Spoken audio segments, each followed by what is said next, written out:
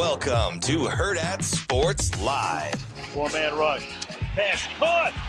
And it's fumbles, and it's going to wind up at the 1 yard line. Cooper Kupp. Hand the ball off here. Here's Walker. Kenneth Walker inside the 40. Kenneth Walker is out in front. Kenneth Walker, touchdown Seahawks. Too bad lead it. Third and 8 is picked off. Intercepted by, speaking of Josh Wallace, there is Josh Wallace. And he will take it to the 1 yard line. Yeah, I mean, it's been pretty easy, to be honest with you, to keep these guys focused with what happened a couple years ago in this exact same game, in the exact same scenario, having a week off and then facing a good North Dakota team that had us down 14 in the second half. And, you know, we found a way to bounce back and get a win at the end. I think we won the game by 8. And believe me, we're talking a lot about that going into this one. That the getaway game is always a dangerous one. And, you know, I dealt with it in the NBA with All-Star break. And it's human nature. You look forward to having a few days off and getting an opportunity to spend time with your family. But you have to stay focused and go out and take care of business before your little, I guess, semi-vacation starts. Good morning. Welcome in Hurrdat Sports Live, presented by Centris Federal Credit Union. That's Austin. I'm Ravi here at Hurrdat Sports Bar and Grill. What's up, Austin? Oh, I'm just reliving this Thursday night football game. That had to be one of the best Thursday night football games we've had in a while. It was certainly one of the strangest endings. Yeah, I mean, you don't really see a 2-point conversion successfully get fumbled into the end zone. They don't draw that up on Wednesday, that's often, for sure. No, you do not. And I'm grateful because the Seahawks have left the door open for my 49ers to win the division. So I was going to ask you, you watched that game, and so, I mean, you mentioned the end result being kind of a chance for the 49ers to carve their own path. But, man, does it not – from a neutral observer, it looks like the path of the NFC West goes through those two teams. Yeah. But as a 49er, do you still feel like you have a chance between those two? Well, yeah, because theoretically, you're not – like, especially if you win the division, you only have to play one of them. Fair. Right? So give me a one-game scenario. I'll take my chances. We'll see what we can do here. The NFC West, man. It's just a shame that the NFC South is going to have a representative and the NFC West is going to have 3 of them. That doesn't really seem fair. Unfair and unbalanced, right? Yeah. I mean, we should definitely try and get more NFC South teams in there. I think so. I just need one. I just want one. Big weekend. Huge. Tampa Bay, Carolina, game of the weekend. That's the game everyone's talking about, I think. Let's see. They've got... who can lose by as little as possible. In their division, they have 23 total wins. The NFC West has 36. And that includes... That's pretty good. I'll take that. That's pretty good. That includes 3-11 Arizona, who's not doing like a ton of heavy lifting. Well, there. I mean, the Jacoby Brissett era has been phenomenal. Electric. Who doesn't love that? It's been electric. That's got to be the most casual 2-point conversion ever, right? Yeah, the guy just picks it up. He just picks it up, right? He just happened to pick it up. That was a couple of years ago, too, didn't that? That was it was like the NFC Championship game, and did Cutler like fumble it or throw it backwards, and someone had picked it up just randomly and ran it into the end zone? I think it was the Packers. If it was Jay Cutler, then it was more than a couple years ago. Oh, yeah. Ooh, I mean, he hasn't been in the NFC for a hot minute. Yeah. I don't believe. My perception of NFL time is a little bit off. That's kind of my perception of all time. Like I see Joe Flacco still out there. I'm like, yeah, this guy's elite. He's good. I want him on my team. The Phillip Rivers signing didn't shock me. I was like, yeah, I would have him in a heartbeat. It's like, why wasn't Phillip Rivers on a team already? It's like, oh, he's 44? Yeah. Yeah, that does hurt when you realize like a quarterback. But so Cam Newton clearly hasn't played in a long time. Still 8 years younger than Phillip Rivers. When he was out of the league for the first time and then came back to play at Carolina, I had thought to myself, he's only like 29. Like he probably has another like second half of his career. No, he did not. And to be fair, he was only like 29, but he did not have a second half of his career. So the last time that was still like 4 years ago. The last time that Jay Cutler was in the NFC was 2016. So that's almost a decade ago. And I don't think that was a good Bears team in 2016. Not. You kind of just have to throw a dart and hope maybe you found a good Bears team. Yeah. Like over the course of his tenure there. But no, it's glad we got to reminisce about Jay Cutler this morning. That's always good. I like that Bears team. I miss those days. Or Schmidt would call it Jay Cutler. Yes, Cutler. Who's this Jay Cutler? I do like it seems like once a decade now we'll get a Vanderbilt quarterback. We got Cutler. Yeah. Now we got Pavia. Yeah, so 2 decades from now we just got to wait for the next one. I'm sort of interested what his NFL future looks like. I was thinking about that today, and I wanted to bring it up with you too, because last year at this time we were talking about Shedeur and where he was going to be at this point right now, right? He was like the 2nd or 3rd projected pick. I mean, it was him and Cam Ward, right? We're kind of the 1-2 for quarterbacks for sure. Because we saw how the NFL season was kind of parlaying, and we knew that there was probably going to be quarterbacks at the top of the draft. But is Pavia? I don't think Pavia's up there as quarterback rankings, right? Like he's not one of the top, because Mendoza's been up there. No. Well, that's part of the reason Pavia came back, was that like his NFL prospects aren't. I don't think he's viewed as a high level NFL prospect. Right. That's not to say that he won't do well, because nobody thought he'd do well at this point. So we're just kind of out here, right? But I do wonder what it looks like. He strikes me as like a Dylan Gabriel type pick in terms of like highly productive, older quarterback. Nobody's in love with any of his physical traits, but you just kind of can't deny the production. And I think his personality will speak to some teams. I think it's going to bother others, but kind of that brash bravado, maybe a little bit rough around the edges, but like you kind of know what you're getting with Diego Pavia. I think that's going to speak to certain teams, and they'll maybe want that in their quarterback room. I just don't think that they'll want everything that comes with him, though, right? Because there is something to say, okay, you have an ultra talented guy. Yeah. We can handle some of the extracurriculars and everything else that comes with him. But his name and his voice is much louder than his play would be in the NFL, at least to start, because he's not going to come in and be your starting quarterback. So that's the thing I was going to say, is I do think he's a guy. I don't even know if it's because he doesn't have the circus that Shedeur did in terms of. I don't know. He had 90 people at his Heisman party.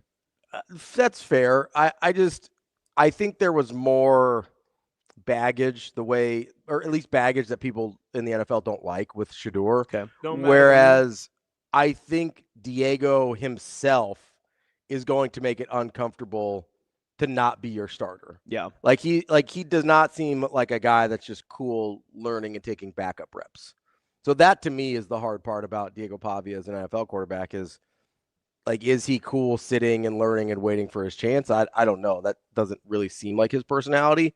Didn't really seem like Shedeur's either, but he kind of did. And, now he's getting an opportunity. But I also think that I don't think the talent was the issue with Shedeur either. Yeah. Like the Shedeur thing was all just, we want nothing to do with this kid or his family or anything like that. Whereas with Pavia, it's like, he's like, I know he says he's 6 feet tall. He said he was 6'1" in the Heisman photo. Yeah, some of those Heisman photos make it look like he's my height. Maybe. Well, you're 6 foot, so I don't worry about it. I didn't even ever lie to be 6 foot, because I didn't think anybody would buy it. And speaking of 6 foot, you got an NCCAA shout out. I did. Oh, I was huge thrilled. Online. Yeah, it was. I've never seen that conglomeration of letters together. Like, I've seen NCAA. Yeah. The extra C threw me off, and I was like, clearly a typo. No, not a typo. That's a real thing. That's where I played my college basketball. I did some coaching there as well. It stands for the National Christian College Athletic Association. It's full of Bible colleges and Christian colleges. Some of them are very good at basketball. We were not. My team was very bad.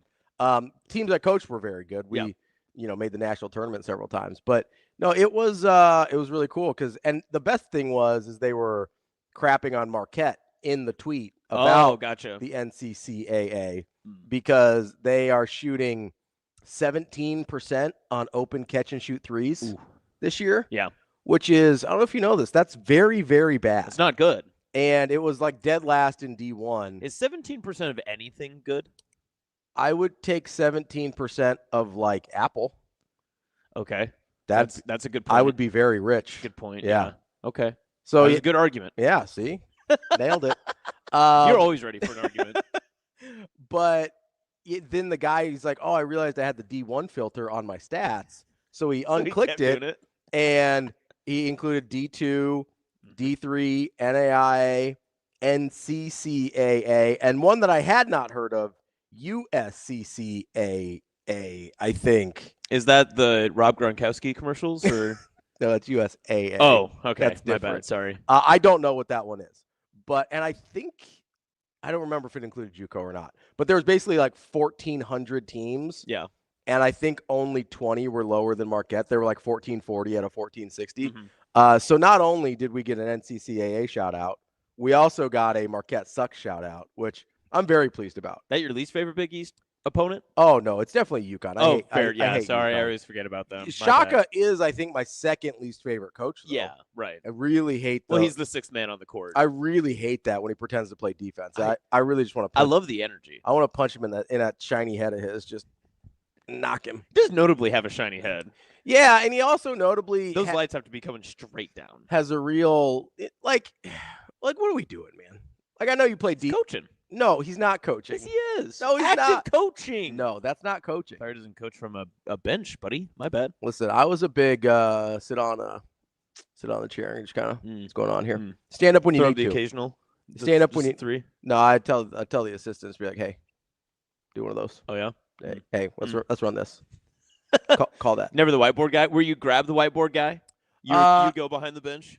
Go here, coach. I would do some whiteboard every once in a while. It depends on what the situation. What I had my specialties that I was in charge of. Yeah. Specific, usually offensive sets or what we wanted to do there, or if I helped out with the zone defenses a little bit too. So I respect that. Had my areas of expertise. I'm not trying to get outside my lane. Yeah, that's fair. Well, notably in basketball, you got to stay in your lane. Well, only if you're talking to LeVar. Oh, wow.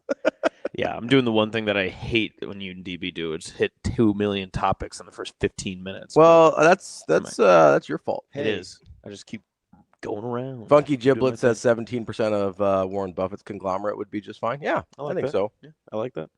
Take it. TK, if I won the lottery 17% of the time, that'd be pretty good. I agree. That's high. That's a high that. number. That's a good number. That's a high very good number. Yeah. Oh, Rico. This is actually topic of the day. This is breaking news. He actually moved it up. It was supposed to be Tuesday, wasn't it? I'm not sure. I think he could because he told me it was. I know he said it was Tuesday. So Rico is getting a haircut today at 1:30. He says.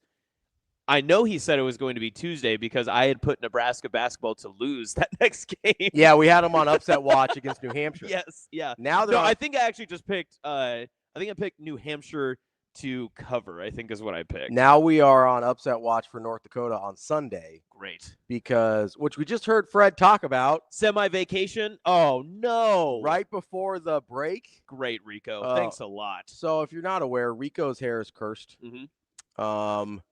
He has caused many losses, many injuries, many heartbreaks across sports, across leagues, Nebraska football, Nebraska volleyball, Knicks basketball. He's now coming for Nebraska basketball. I noticed he did this after the NBA Cup as well. Yeah, he waited until and they're not even going to raise the banner. Come on, Rico. Well, that's the dumbest thing in the world. It's a league mandate that you have to raise a banner.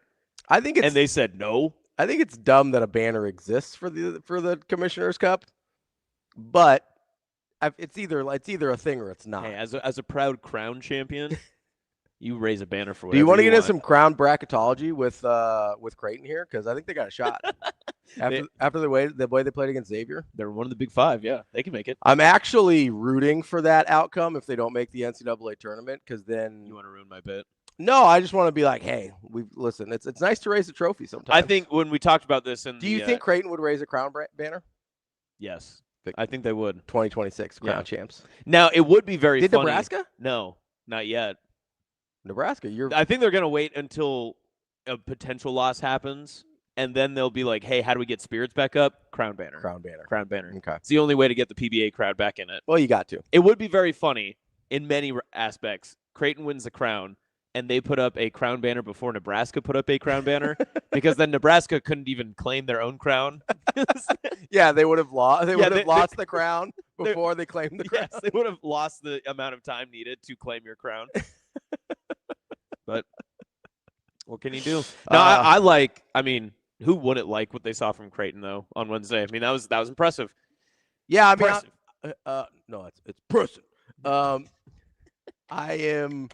I'm curious to see if it carries over to to additional games. Well, right? and the other part of it too, though, is that the Big East hasn't given you reason to think otherwise.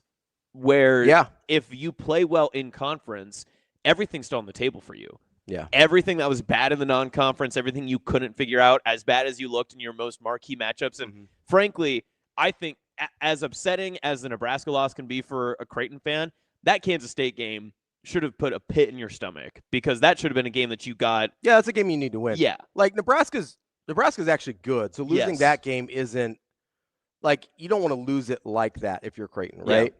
But losing that game to Nebraska was the most likely outcome because of how the two teams were playing. How it was lost is different than losing it, yes. But the Kansas State game is one where you look at it and you go, okay, Kansas State was in the same neighborhood of where Creighton was at the time. Yeah.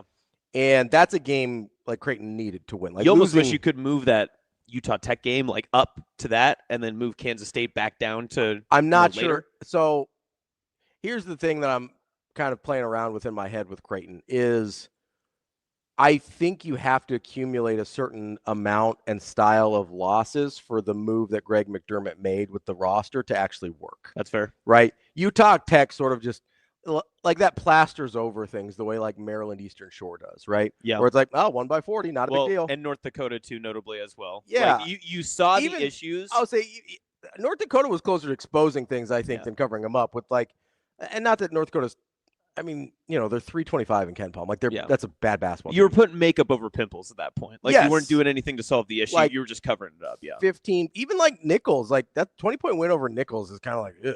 Like that should be like, that's a little dicey there. And so you look at it and you go, okay, I don't think moving Utah Tech up helps at all. I think having it where it is kind of in a nice stretch where Creighton has an opportunity to accumulate some wins and gain some confidence in sort of their new world order that Greg McDermott has issued to them. But I did this with Nebraska where I'm looking through Ken Palm. I'm looking through kind of their likely outcomes, what I think likely outcomes are. And I had Nebraska around 24-7, which is pretty close to what Ken Palm has. It kind of changes on the day-to-day. But 8 of their games are between 40 and 60% win probability, sort of in the coin flip zone. That is, and 5 of those, he has them as losses right now. Yeah. So that very easily, they could be much better than 24-7 if some of those coin flip games go their way. Currently, he's got Creighton at 17-14. Going the rest of the way out, which would be 11-9, which that's squarely in Crown territory, by the way. It is, yeah. Like that's notably Nebraska's that's pretty much a record from a year ago. And they don't have nearly as many coin flip games as Nebraska did, right? So they're like there's that's surprising. Like St. John's at home is a coin flip game. Okay. Providence on the road is a coin flip game. You've got Georgetown away is a coin flip game, and Butler away is a coin flip game. I think those are their only games. Oh, and Villanova at home. So they've got 5 compared to Nebraska's 8, and they're about split even. They're 2-3 on that one as well. So, like, they've got some work to do to get better than the 17-14. Whereas I think Nebraska 24-7 is actually kind of on the conservative projection for that team at this point, which is like Creighton's going to have to do some work. And the thing that the numbers can't really account for is if what we saw against Xavier is more real than what we saw the 10 games previously. Yes. That would change these projections quite a bit. But you're not going to beat all of your conference opponents by 31 points. Like no, or 41. Yeah, you're not going to. No, you're not but if you've got that version of Creighton, they're going to theoretically win more of these games. They're projected even as not even coin flip losses, right? Whereas Nebraska, I think that you've got a pretty accurate picture of what that team is. And so I think the projection holds quite a bit more water. And I still think it's a little to the negative side. Like 24-7 seems like a very plausible, nothing crazy good has to happen for Nebraska to get to 24-7. Like, I think that's very much just like right in front of them on the table. They'll have to go 11-7 the rest of the way out in conference play. That's not, I mean, that would put them at 13-7 overall because they already won the 2, which is a good conference record, but it's not crazy. You're not asking them to go like, 15-5 or like that's a very much on the table conference record. We've kind of knocked Nebraska at different times in past years on how they built their non-conference schedule. Not that they went through a murderer's row this past year or this, I guess, past month or so, but they've still scheduled enough tougher-looking games. Like they had the Kansas State, they had Oklahoma, but strategically, those were perfectly balanced because people will say, oh, yeah, you got a neutral site win at Kansas State. You got a neutral site win against Oklahoma. They're probably not going to look at the factors and say, oh, it was only 2 hours from your hometown. Yeah. Oh, this one was in Kansas City, notable home to many Husker fans. Like, that's a great place to be for Nebraska. And even if they had lost against Illinois, they were still going to be in a very good place no matter what. But the win obviously puts them in a much different category of feeling comfortable already heading into more Big Ten play, especially this next week coming up when you get those non-conference games. They're in an excellent spot, and arguably maybe the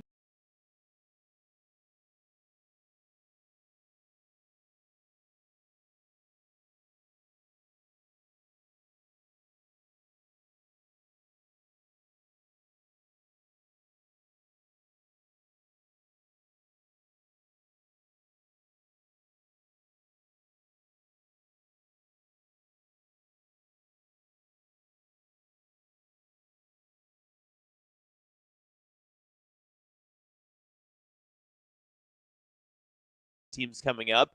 How do you not let this all kind of fall apart and keep it moving forward, especially when you start to see a little bit of some stressors and you start to maybe an injury comes up or something like that happens? Like I'm very curious to see how this team will adjust when something hits the fan eventually. Yeah. And if it doesn't hit the fan, then great. I mean, Nebraska's going to be rolling. Headley says, if Creighton makes the crown, I'll root for them to keep it in Nebraska. If they make any other tournament, I hope they lose first round.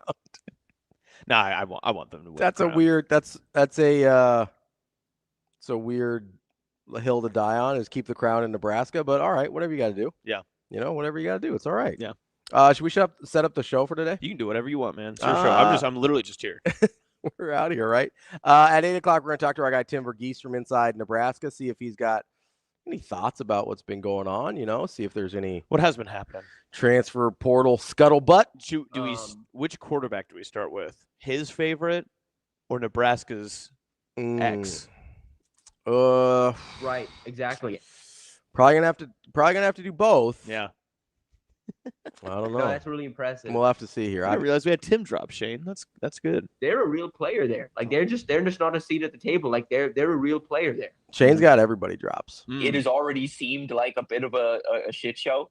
Oh, whoa. I do remember that one. Easy, Shane. that was back in the radio days. And then at 9:30, we've got Wilson Moore. He's covering Husker basketball for the Omaha World Herald. I love Wilson. So we'll get into a little more Husker hoops with Wilson at 9:30 as well. Then, of course, we've got Bet On It to close the show. Yes. Big college football playoff weekend. Mm-hmm. Exciting. We got games tonight.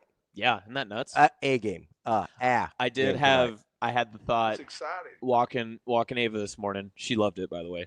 Terrific. She brought you up. She's like, "Oh, what's Ravi doing?" I was like, "I'm gonna see him." You were gonna go hang out, yeah. You should have brought her. She, me and her were talking about it because hanging out with the dog. Mm-hmm.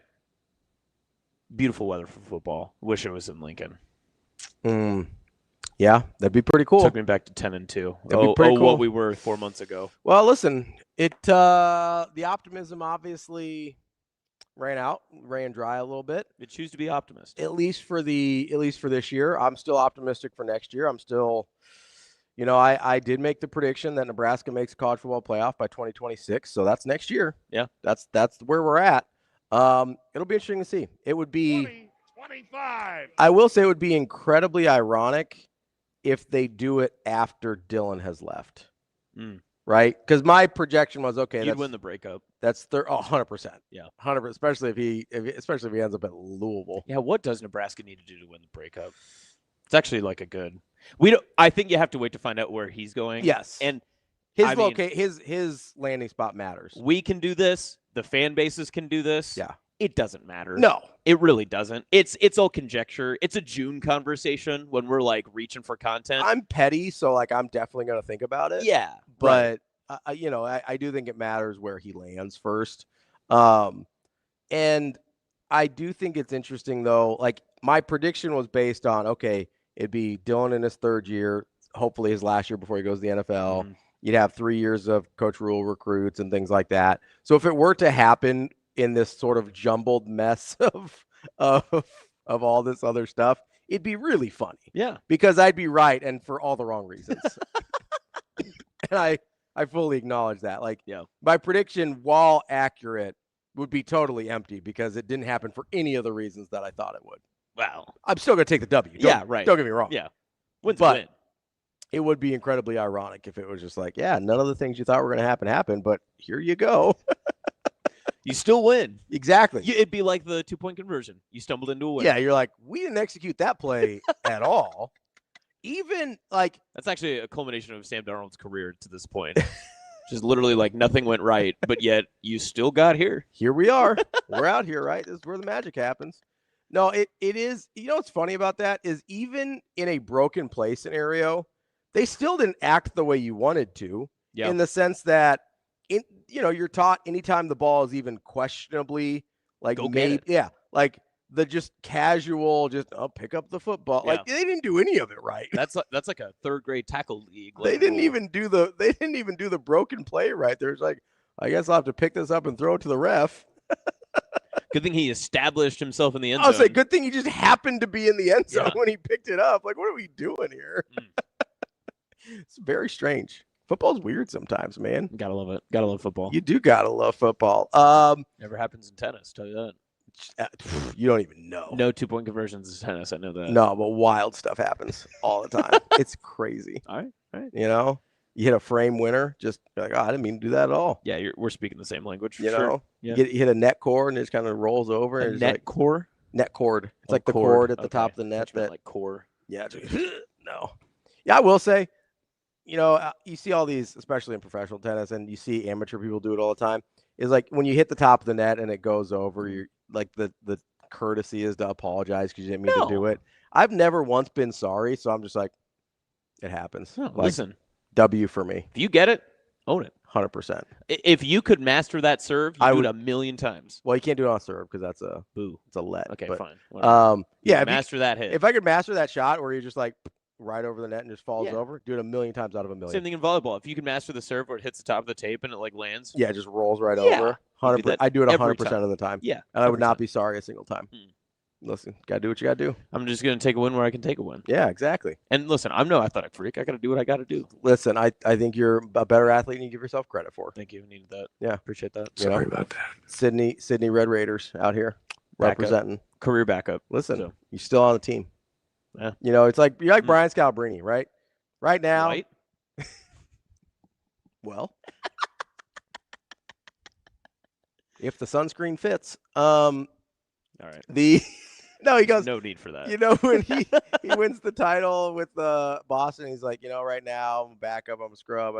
He's like 5 years from now, people will think I'm a rotation player. He's like 20 years from now, I'm gonna tell people I was a starter and an all-star. Nobody remember. Yeah, no, I don't. You can tell me anything. I got the ring. You telling me anything I want. No one's benefited more from the internet than Brian Scalabrine. I will say one of the funniest things, tying both high school football into that weird story, is in 2003 when Miller North won their first state title. Congratulations. Fred Petito comes into the weight room, and I'm in there working out with some of the baseball guys, and the football guys and baseball guys would lift together. And he goes, hey, if you want your state championship rings, you got to order them by this date, whatever. And he's like, if you were on the team, and he's like, heck, even if you weren't on the team, 20 years from now, nobody's going to remember. You can get one too. That's very funny. And I was like, you know what, Fred? I like your style. We had that when I was in high school. We lost to Gretna in like the Class B quarterfinals or something, and it was the furthest Sydney had ever gotten in the football postseason. And on that bus ride back, or like that Monday at school, whatever it was, I remember we were telling people, well, we'll just tell everyone this is the state championship like 15 years from now. No, I mean, who's going to go back and look it up? No one is. But then Sydney made the state title this past year, and so now everyone looked it up. Yeah, thanks. That was all me. So Mr. Bueno, Mr. Good says, good morning, fellas. Ravi, I have a student with a 58.7%. He's a pain in the ass, and now he's asking for mercy. What would you do as his teacher? He's a freshman athlete, and I'm assuming could get cut is what that says there. Listen. No mercy, Mr. Good, says TK. Listen, Mr. Bueno, here's where I would land on this. number one, I studied to be a teacher for about a semester before I realized I was like, I don't like these children at all. I also immediately stopped coaching high school basketball because I was like, I can't do this. This is rough. So take that information with you as I give my answer. I actually do think it is really important that, especially young in life, when the consequences are relatively minor, that people learn lessons about failure and consequences and how to move on from that and how to overcome those things. I think as a freshman in high school, getting cut from the team, while would be traumatic for him in the moment, I think still gives him time, if he's a good enough athlete, that a scholarship or anything like that's on the table. I think it would shake him, give the opportunity at least to kind of shake him into understanding he's got to do better if he wants to continue that part of his life in terms of athletics and things like that, because it's not going to change in college. It's not going to change the rest of high school. Sometimes you got to give him. That's exactly right, TK. It's better that's exactly right. Better to learn hard lessons when the stakes are low. You don't want to learn the lessons about consequences when you're an adult and you're married and you have kids or whatever, and that's the first time you're learning about consequences to your actions. That's a terrible time. Or when you're exactly right. you're adult and you're full-time employed, and the first time you learn consequences to your actions and you lose your job or something like that, that's a terrible time to learn for the first time about consequences to your actions. 14 years old, that's a perfect time. Yeah. That is the time to learn consequences for your actions. That's why I appreciate, in all honesty, and I'll say something nice because he's not here. That's one of the reasons I appreciate what DB does so much, right? Like, he's had opportunities to do other things and whatever, but he loves coaching high school football because I think this is a thing that he appreciates about that age group, that you can give them the tools to get past things like this and to learn from things like this that can actually help them for the rest of their lives. And not everybody's going to, right? Yeah. This kid that Mr. Bueno's got very well could, maybe he drops out of school. I don't know. Like, maybe, like, worst case scenario, he just is like, all right, well, I guess if I can't play sports, then there's no reason for me to be here, and it goes the other way, right? But I would argue if you don't do that now, it's going to go the other way at some point anyway. Yeah. Right? So you might as well give him an opportunity to have a chance for the rest of his life, as opposed to just waiting for the consequences to hit that he's not going to be ready for. Well, again, and that's not to get diluted from a different conversation, but there's always all the conversation we had about the Millard South football team and, you know, how they've tried to build themselves up for the different opportunities that they tried to present for themselves, and obviously the success that they ended up having. But I said it when we did like a special episode of Nebraska Preps post game, but the NSA's responsibility is the opportunity to play and the opportunity to give student athletes and students across the state a chance to do something new. And what do sports provide you? An opportunity to fail with like literally the lowest stakes possible. Yeah, 100%. When I was in 8th grade, I was playing B team basketball, and I failed miserably multiple times. And because of many different factors, I'd never played basketball before. I didn't even know what the sport was. That same year, because of the way that the middle school calendar set up, I also wrestled. I also played football, and then I ran track and field in the spring. I got to do 4 different sports, and then I played baseball in the summer. Yeah. I got to play 5 sports in a calendar year as a middle schooler who was 12, 13 years old in western Nebraska. Did it change my life significantly? No. But did it actually set me up for maybe future successes that I can't think of right now? Like, potentially, yeah. I mean, there was definitely failures that I had along the way that either taught me being like, okay, well, you're not here, so what do you have to do to get to whatever you're looking for? And it also hyper focuses you, because if I thought I was going to be this transcendent athlete and I put all my eggs into that basket, again, not to get too diverted to a different story, when I was a junior in high school, I thought that I was just going to be a high school football player. That was my ultimate career goal. Didn't think anything past it. Got a really bad concussion, couldn't play football, was medically unable to be able, like, never got cleared by doctors, PTs, anything after that. So I didn't know what to do after that. And so Sydney Raiders television started, very early version of Strive, and I was like, if I can't play football, I'm going to talk football. Yeah. And then here I am from there. Yeah. So, yeah, it wasn't an opportunity that, you know, I wasn't having a 58% in class. I wasn't, you know, skipping those opportunities and stuff. But I could have just dipped out and ran a tire center out in Sydney, and then you never hear from me, and I'd be doing that. maybe I would have been successful. Maybe I would have just stayed with my parents. Who knows? Like whatever that case is. But it gave me more opportunities to be able to do stuff. And that's the whole point of being a young person is to hopefully be pushed by someone who can help guide you along the way to more opportunities until you find a spot in which you want to personally grow and personally push yourself into how far you want to take those opportunities. Yeah, and I think it doesn't even have to be something like dramatic, kind of like you said. You can't point to one thing and be like, well, this is where sports helped me. But like I can tell just from working with you, like you're competitive, like you work really hard, you're resilient. Like when things go wrong, you try and figure out ways to overcome that. And I have to imagine playing sports that you were bad at or that you struggled at or whatever had a big part in learning those traits, right? Like it's kind of a day-to-day life type of thing, but I really do think that especially when you're younger, like it starts to get different when you're looking at a guy and they're in college and it's like, well, he's probably going to get drafted. If we hammer him for this, it's going to affect his draft stock, which affects his livelihood. And like, I'm not saying you shouldn't do it, right? But the stakes can start to get higher, right? Well, and also, too, for younger kids and for high school kids, middle school kids, whatever age range you want to put on them, they're not going to have the mentality and the maturity to say, I need someone to tell me I'm wrong. I need someone to tell me that I need to be pushed. As adults, and I tell this to our boss, Sasha, a lot, too, that I kind of want to be critiqued. I want to be told, like, hey, this wasn't good enough, because if I get those chances to be told, hey, it's not good, no one wants to sit there and be told that they suck at something, right? Like but it's your choice if you eat it or if it eats at you. Yeah. Right? Because you can either improve from it or you can allow it to become a detriment and then you don't do anything with it. But most kids are not mature enough to be able to have that.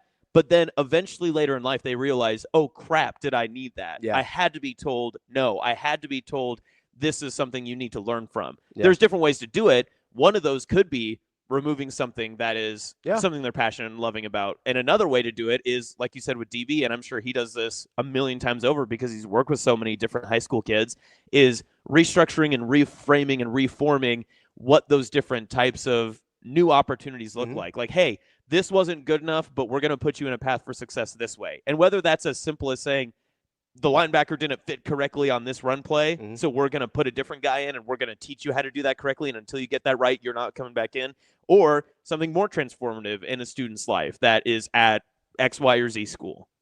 Our chat, of course, being our chat. TK says, as someone who's had several concussions aren't real. You should have kept playing, Austin. Okay. That's medical advice from the lawyer. All right. Thanks, TK. Asian White says, don't really have a response to that. Austin is the white Western Nebraska Booby Miles. That I will take. That I will take. Although no one ever was clamoring for me to get in. So that was never, that was kind of the opposite of Put Austin in. If you want to win, put Austin in. Hey, that kind of works. A little bit. There you go. Yeah, the booby part sounds way better, though. I don't know why Friday Night Lights doesn't get its respect as a football movie. Can you cut that out, Shane? The booby part sounds way better, though. That's what Austin just said. Oh, I'm all about that. All about what? Cutting stuff out. No. Okay. About Friday Night Lights. I thought he was Friday talking Night about Lights. Intimate parts. No. Never. Well, it depends on how I feel about football, I guess. But Friday Night Lights is a good movie. All right with Friday Night Lights. Like Friday Are Night you Lights. show or movie guy? I'm movie 100%. Over the Friday Night Lights show? Yeah, listen, if not to make this like a political thing by any means, but like if my fiance can like watch the Friday Night Lights show and like drool over how hot like the men are in that show, it's not a show for me. Not about that. I want football. Wow, insecure Austin. It's not insecurity. I want football. All right. I feel like John Gruden. Just give me some football, man. Give me some football, man. Start breathing heavy. Glad we could try and help, Mr. Bueno. Yeah. See what we can do there for you. Did you say you're in Southern California? It's just 5:30 out there. You and Dank are up early, man. Man, good for you guys. And Derek from Alliance. He's an hour behind. 6:39 right now. We appreciate you guys. We're going to take a quick break here. We'll come back and wrap up hour number 1 before we talk to our guy, Tim VERGHESE. That's Austin. I'm Ravi. It's Hurrdat Sports Live.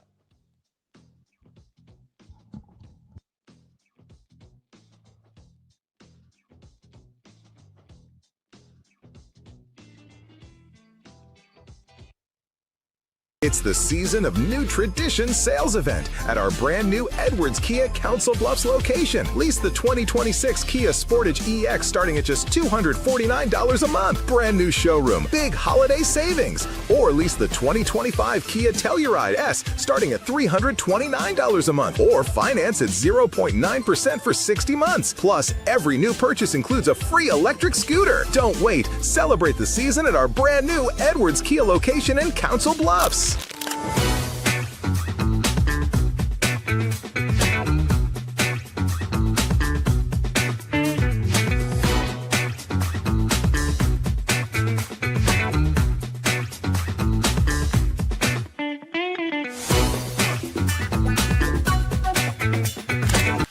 Fun Millard night.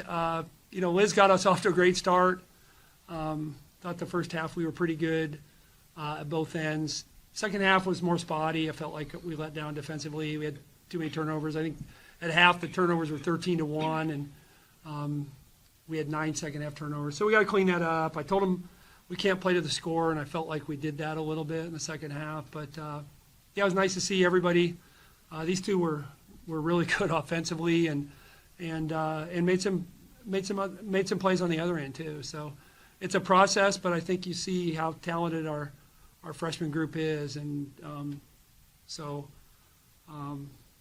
happy for them. Hopefully they don't, because of the way they shot it, hopefully they're not thinking about leaving to come here and play in this gym. Jamie's going to do a good job here. I just think they're in a tough spot in terms of what the roster was left with, but they'll battle.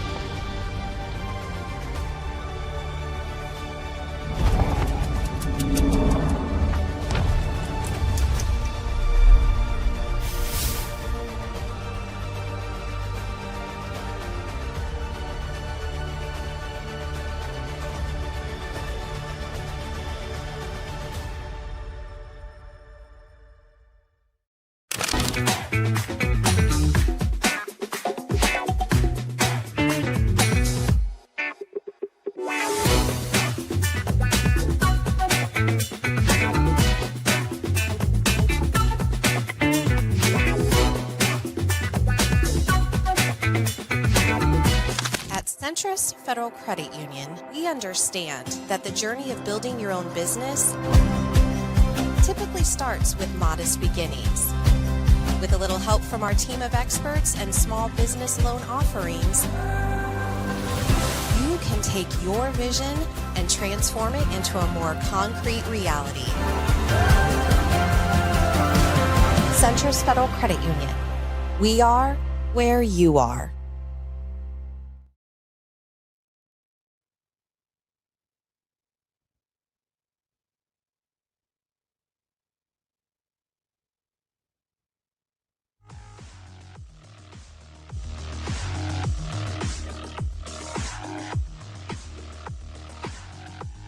You're listening to Hurrdat Sports Live.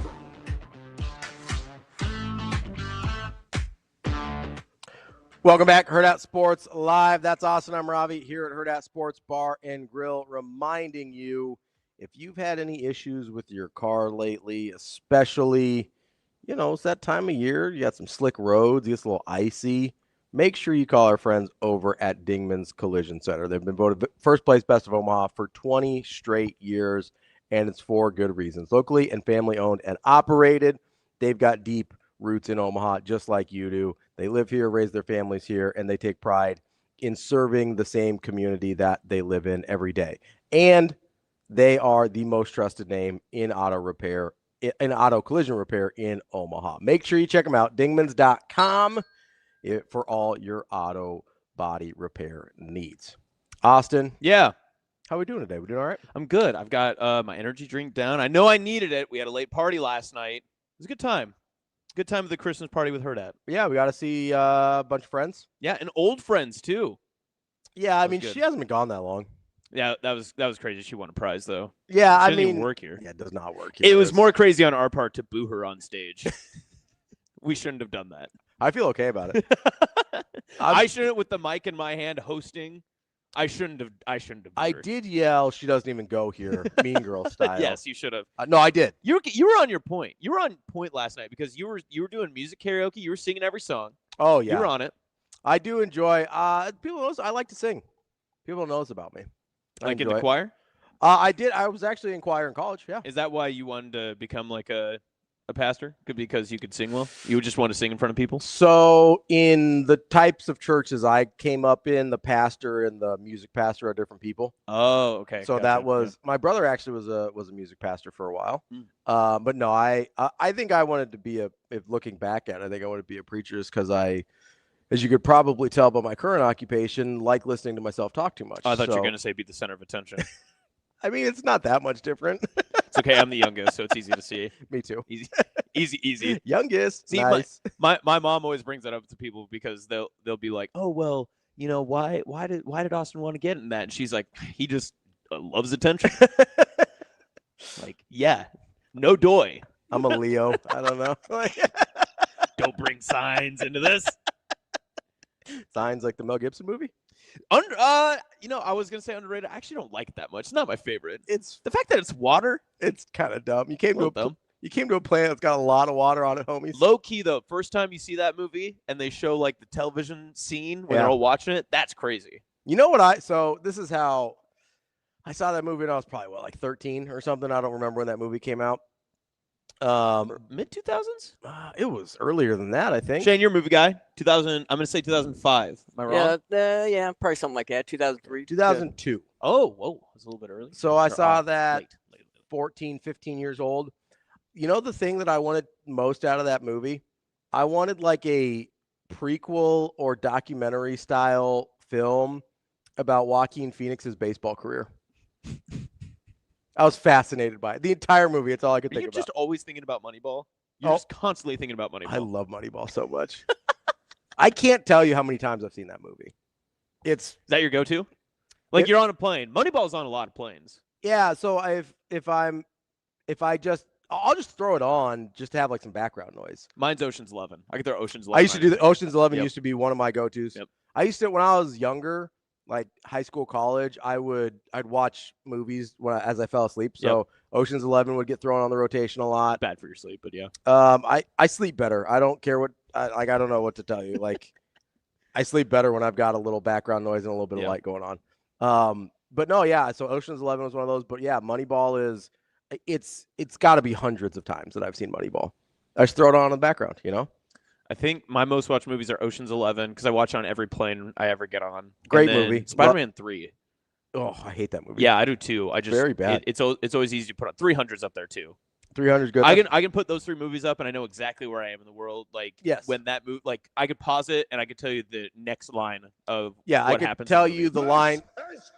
Jeez, I could tell you. Cow, that'll wake you up. I could tell you the line that happens before, and I could tell you the next line coming up. Gladiators like that. I've seen Gladiator a million times. Are you not entertained? I'm not a Gladiator guy. Really? It's on FX too much. Wow. I don't need a 4-hour affair. See, it's only 2.5 when you watch it on I'm part of the DVD generation. You know. I do love me a $5 movie bin in the DVD Walmart. Love Gladiator. But no, it's I do watch Moneyball. One of my favorite lines ever, and it's like nobody knows this line because he just sort of says it he's like in the room with his scouts, and there's like a lot of chatter going on, so he sort of says it underneath what everybody else is saying, and they're like trying to describe how great of a hitter this guy is, and like everything they say, like, oh, he's got a beautiful swing, and like the sound off his bat when it makes contact, it explodes, and he goes, he's a good hitter, why doesn't he hit good?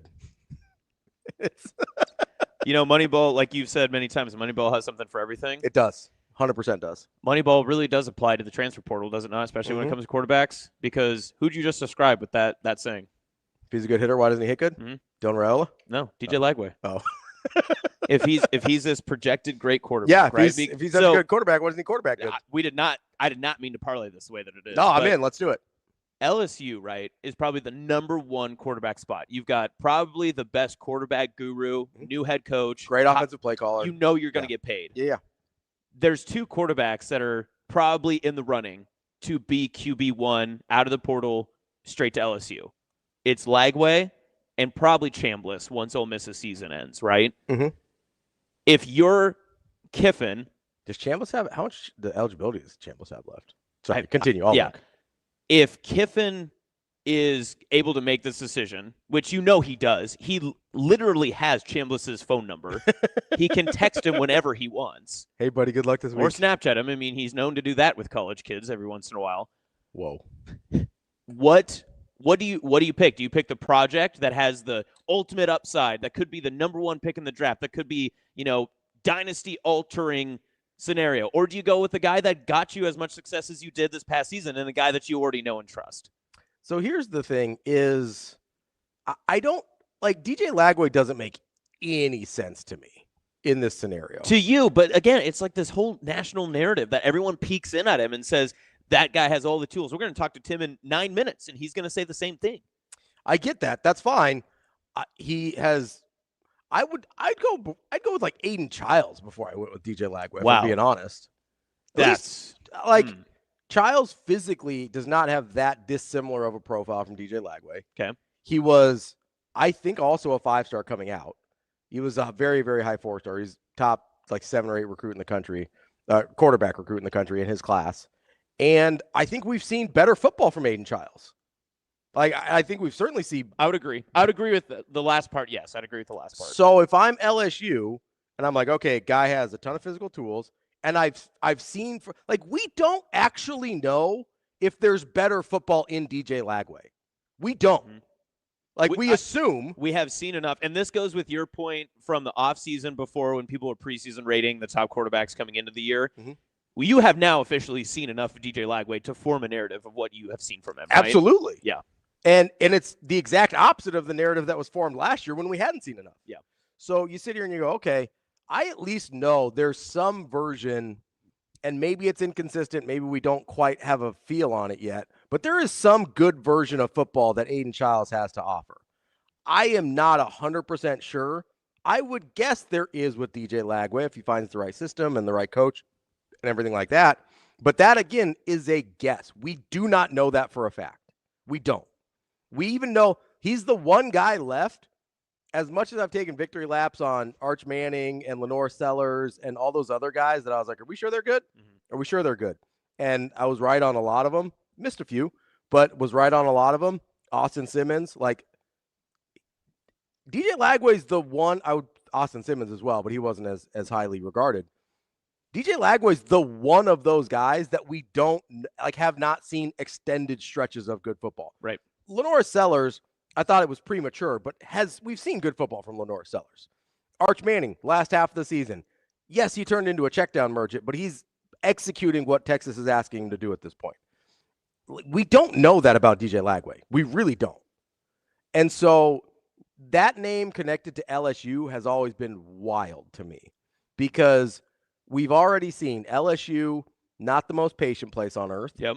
Nor should they be with what they invest in that program and what they've seen be accomplished there by, frankly, mediocre head coaches in the past. And also considering that a school with notably less money, resources, talent, everything is outperforming you over the past few years, just down the road. Yeah, Lane.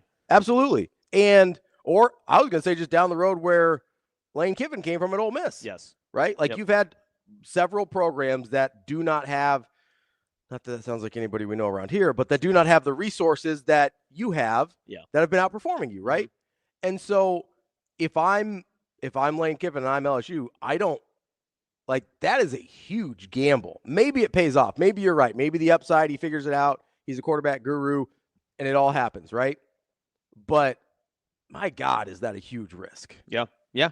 And see, that's where the argument comes in, right? Because if you are in your first year, it's almost more of the Lane Kiffin question, because I think Kiffin, in my personal opinion, I think Kiffin would almost rather go with Lagway than a guy that he knows, because he's eccentric, he's weird, and he wants to prove that, hey, I can take anybody and make them into whatever project, and I can turn them into a great quarterback because I've done this with other guys before.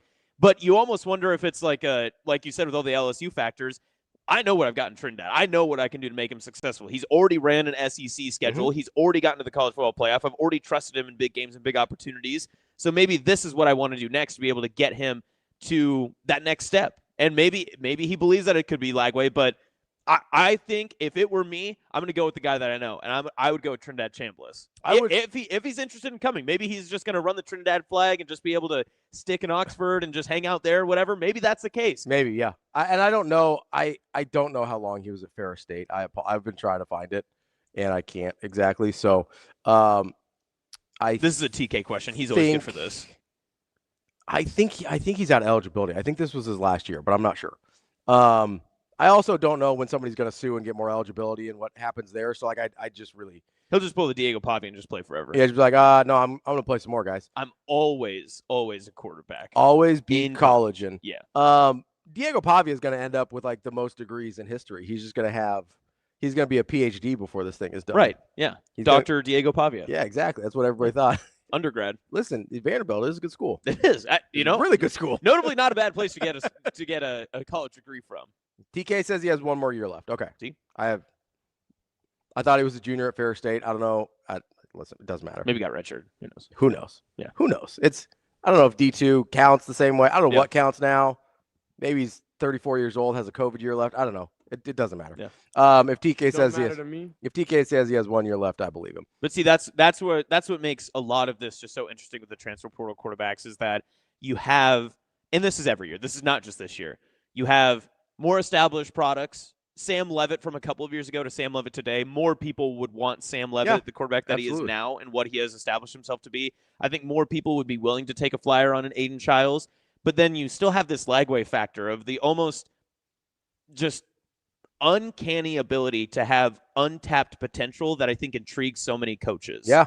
And you have to wonder, too, just to tie this all in one big knot, is that what Braum is looking at if Louisville is truly interested in Dylan Raiola? This untapped potential of what they could have. Hey, Shane, can you get the door real quick, bud? Just real quick. There we go. We get a drop-off? Yeah, we have a nice gentleman there just dropped us off some treats, which I appreciate. What? And I'm not even DB. I know. This is a good move for me. Yeah, this is quality for you. No, I do like, so Childs, he didn't play the whole year this year. I only played 9 games, but 63%, which is fine. 1,400 yards, 10 touchdowns, 3 interceptions. Like he was pretty good this year. I know he got lit up by Nebraska. I think that had more to do with Nebraska playing their best defensive game of the year in terms of like their defensive front and how they pressured him than it did him being not, him struggling at all. Mm-hmm. I think Aiden Childs has shown better football than DJ Lagway. I think we are quick to forget. And, of course, the Jonathan Smith and everything else that happened with that Oregon State year that got them to Michigan State, they were phenomenal. Yeah. And Childs was wanted by a lot of schools, not just Michigan State. Yeah, I listen, that's a player that I've seen play good football. I don't know that I can say the same about DJ Lagway. So is this a Ravi stamp of approval for Aiden Childs to Lincoln? Listen, I would take it. With the mobility and what we've seen from him as a passer, like I know somebody I think Jose Bueno in the chat said they'd pass on him because of what he saw against Nebraska. Like I think Aiden Childs would be a nice fit in Dana Holgorsen offense. Okay. I also think TJ Latif's a nice fit as well. I like it. Good answer. We'll see what Tim VERGHESE says coming up next year on Hurrdat Sports Live. It's the season of savings at Edwards Buick Chevrolet. Lease the 2025 Buick Envista Preferred starting at $249 a month. Luxury, wrapped and ready for the holidays. More reasons to celebrate this season. Or lease the 2026 Chevrolet Trax LS starting at $259 a month. Compact style, ready to roll into the new year. Your season of savings starts at Edwards Buick Chevrolet.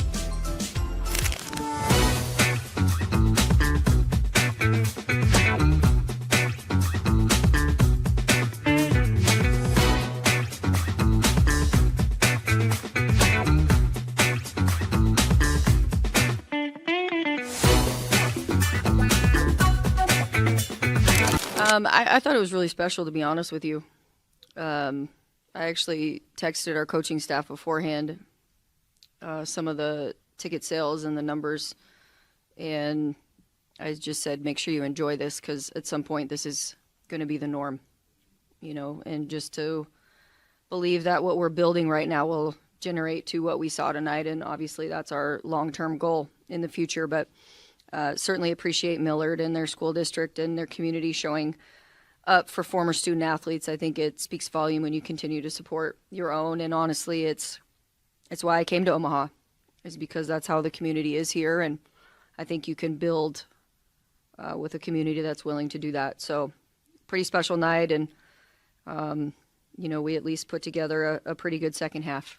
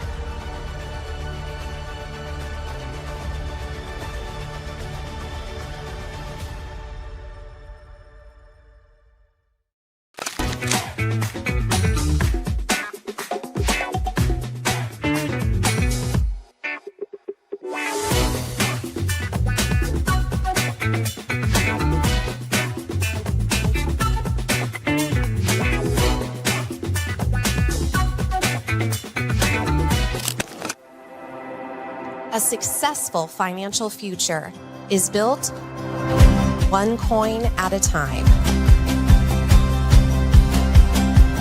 Whether you're just starting out or a seasoned saver, we've got the financial resources and team of experts who will be with you every step of the way. Centris Federal Credit Union. We are where you are.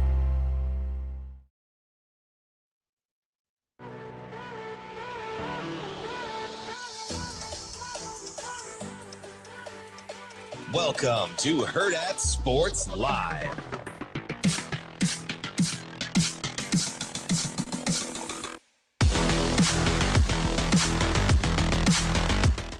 Welcome back, Hurrdat Sports Live, presented by Centris Federal Credit Union. That's Austin. I'm Ravi here at Hurrdat Sports Bar and Grill.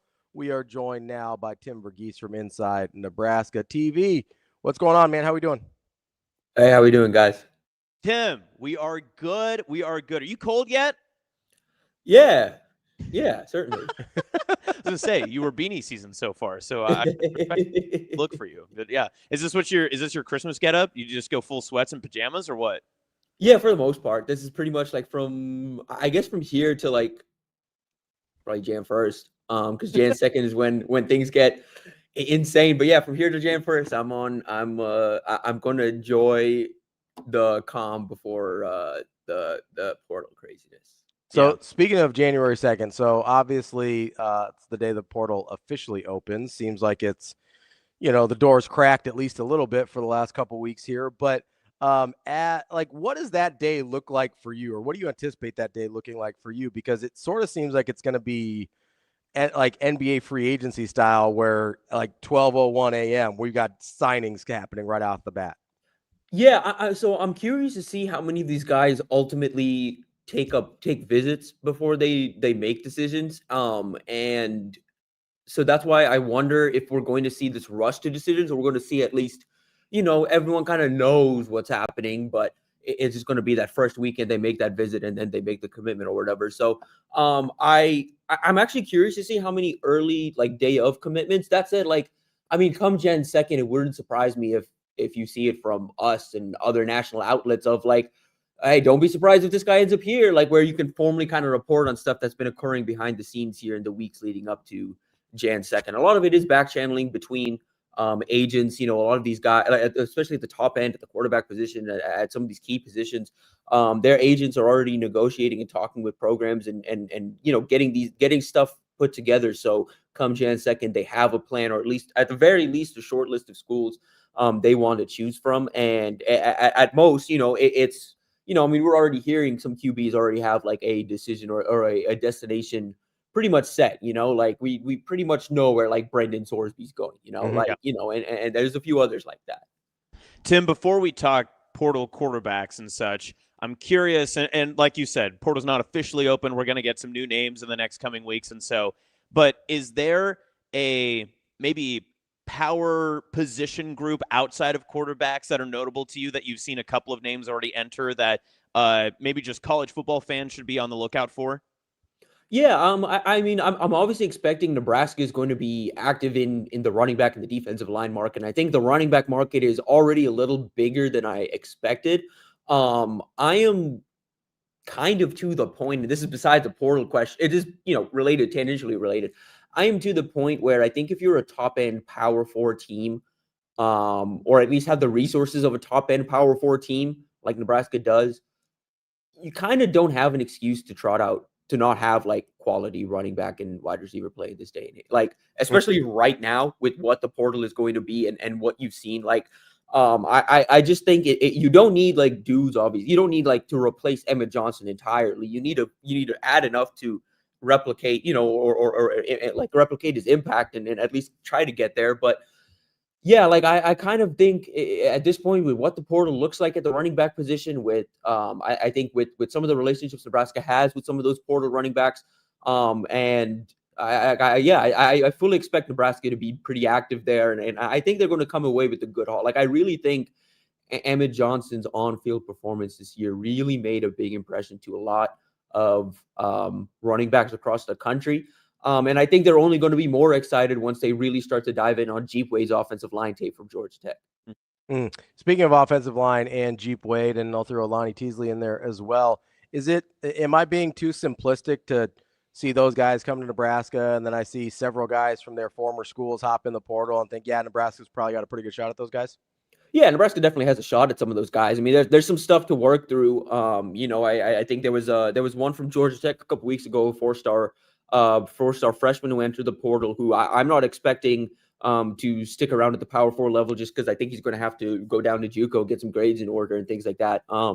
So that's one I'm kind of striking off Nebraska's list. But yeah, I mean, you saw some portal entries from South Carolina. You saw kind of a big Polly on the interior of Georgia Tech's line enter the portal too, and a guy with some center experience, but also gives you some good guard depth. Same with brands from South Carolina. So yeah, like it's a good group in there already. And yeah, I mean, Lonnie Teasley's got relationships. Jeep Wade has relationships, and I would say this too. Like I would keep an eye on guys, not necessarily that are from the schools they were at, but guys they maybe lost out on the first time around, or guys that South Carolina or Georgia Tech or one of the two were involved with the first time around, and maybe they didn't land them, but those guys are back in the portal. Tim, are there any players in that same narrative that maybe have Jeep Wade or, the new staffers that are coming in as well, lost in their recruitment battles, whether it was at Georgia Tech or wherever they're coming from, that they now have maybe a second opportunity to sway them to Nebraska because it's a bigger brand, it's a different location than where they were before? Oh, potentially. Okay, that's something we're just gonna have to wait and see. I think honestly, more so than the portal, which we might see some of that. I think in the 27 class, this gives Lonnie Teasley in particular, I think, some new energy because he was really putting in work on the recruiting trail. And then the results just weren't there for South Carolina these last 2 years. And it's not necessarily he's dealt with some injuries. But of course, I mean, they had a lot of talent. They didn't play up to that talent. But he done a really good job on the recruiting trail. But it really felt like this year and going into this year, South Carolina lost some of that momentum. So he gets an opportunity, I think, paired up with Jeep Wade, to kind of circle back on some guys that he'd hoped to have a chance on in 27. And luckily for him, it's Nebraska's already involved in some of those guys. Talking like Jordan Agbanoma, the 4-star interior lineman from Loganville Grayson, who's a monster. Albert Simeon, the number 1 interior offensive lineman, who he barely got a shot at, but Nebraska was very much in the mix there, so they're going to get another shot at him. And again, like even guys like Kennedy Brown and Mark Matthews, who Nebraska's still trying for, like there's going to have to be a relationship built there. But I mean, neither one of those coaches were able to get those guys on campus or really able to get much momentum going at Georgia Tech or South Carolina with them. Nebraska has a presence already in those 2 recruitments. Speaking of the 27 class, obviously Nebraska had a decommitment from that class in the wide receiver group yesterday. How big of a shock was the Watkins decommitment there? And I mean, he kind of felt like a weird commitment in the first place, right? Yeah, not surprised at all. I mean, I figured it was just going to be a matter of time before he just backed off because there's other schools in pursuit. He never visited Nebraska. Like, this is not I'm cutting ties with Nebraska. This is okay, I rushed into this decision. I need to take a step back and reassess some options. He's got some options closer to home.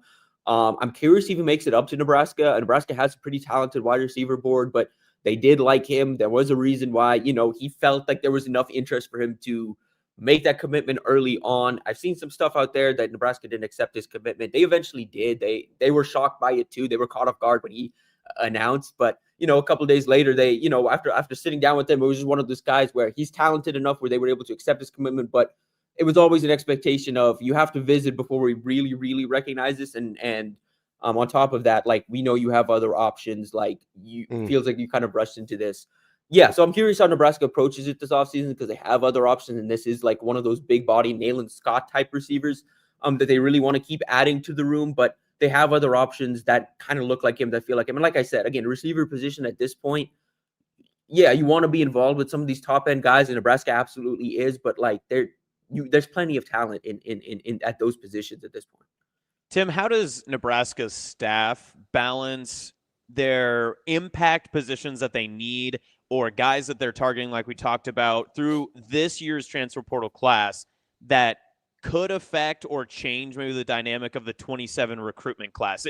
Is that a balancing act that they have to go through, or do they just focus on what they need for the next season? How does that look, and how does the coaching staff kind of attack that without upsetting the apple cart that is the 27 class? I think for me, like, or at least my read on it is, I think right now you can't even think about 27 because you have to think about getting this team right for 26. Like, you have a pretty good 27 class, and I think at individual, like certain positions, there's going to be this kind of balance. But like, really at this point, the only position I really see it like you having to play something of a balance is with Trey, and just because that's a 27 quarterback that's coming in that aims to compete for the job early on, but he knows what the deal is. And I mean, I've had plenty of conversations with Trey and his family. Like, they don't really plan on they plan on giving whatever program they're at, and ideally it's Nebraska, as long as Matt Rhule and Dana Holgorsen and the staff are here.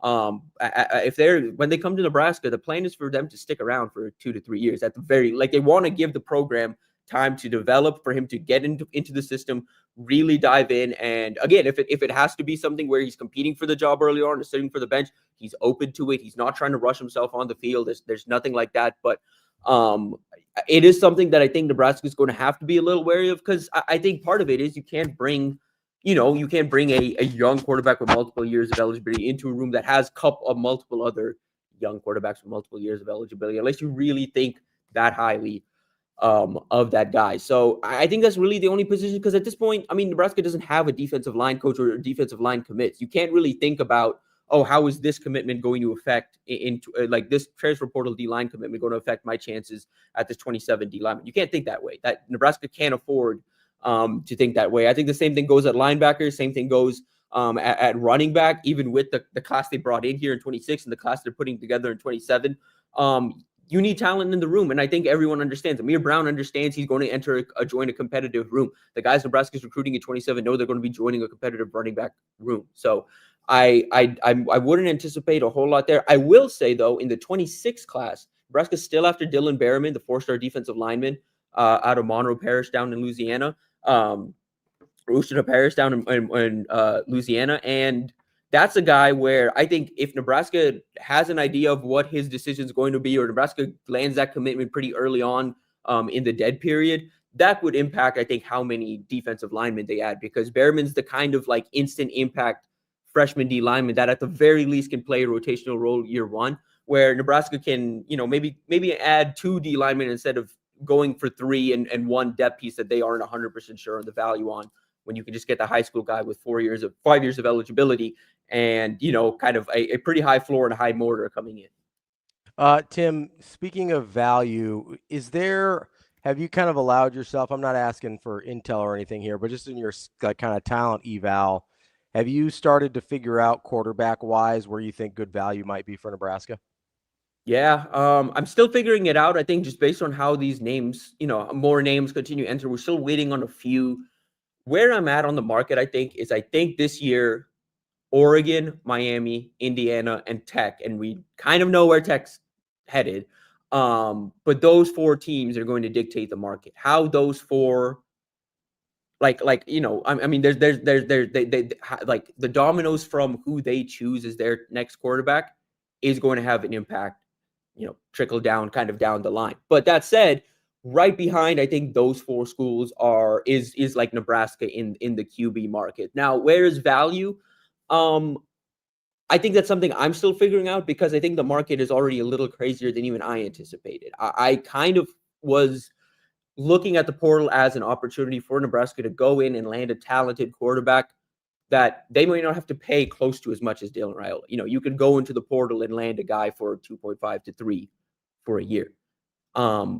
Where the market is right now, it might end up having to be something where Nebraska has to go in the portal and find someone that will cost them as much as they had allocated for Dylan in 2026. So that's just where the QB market is right now. It's pretty nuts. And I mean, just based on the numbers I've heard this week, we'll see if things settle down here, because I can still see the market correcting itself a little bit before Jan 2nd, just because there are so many teams in the QB market. There are so many teams that even can afford to pay as much as some of these top end quarterbacks are talking about. So, I could see the market correcting itself a little bit, but where is value?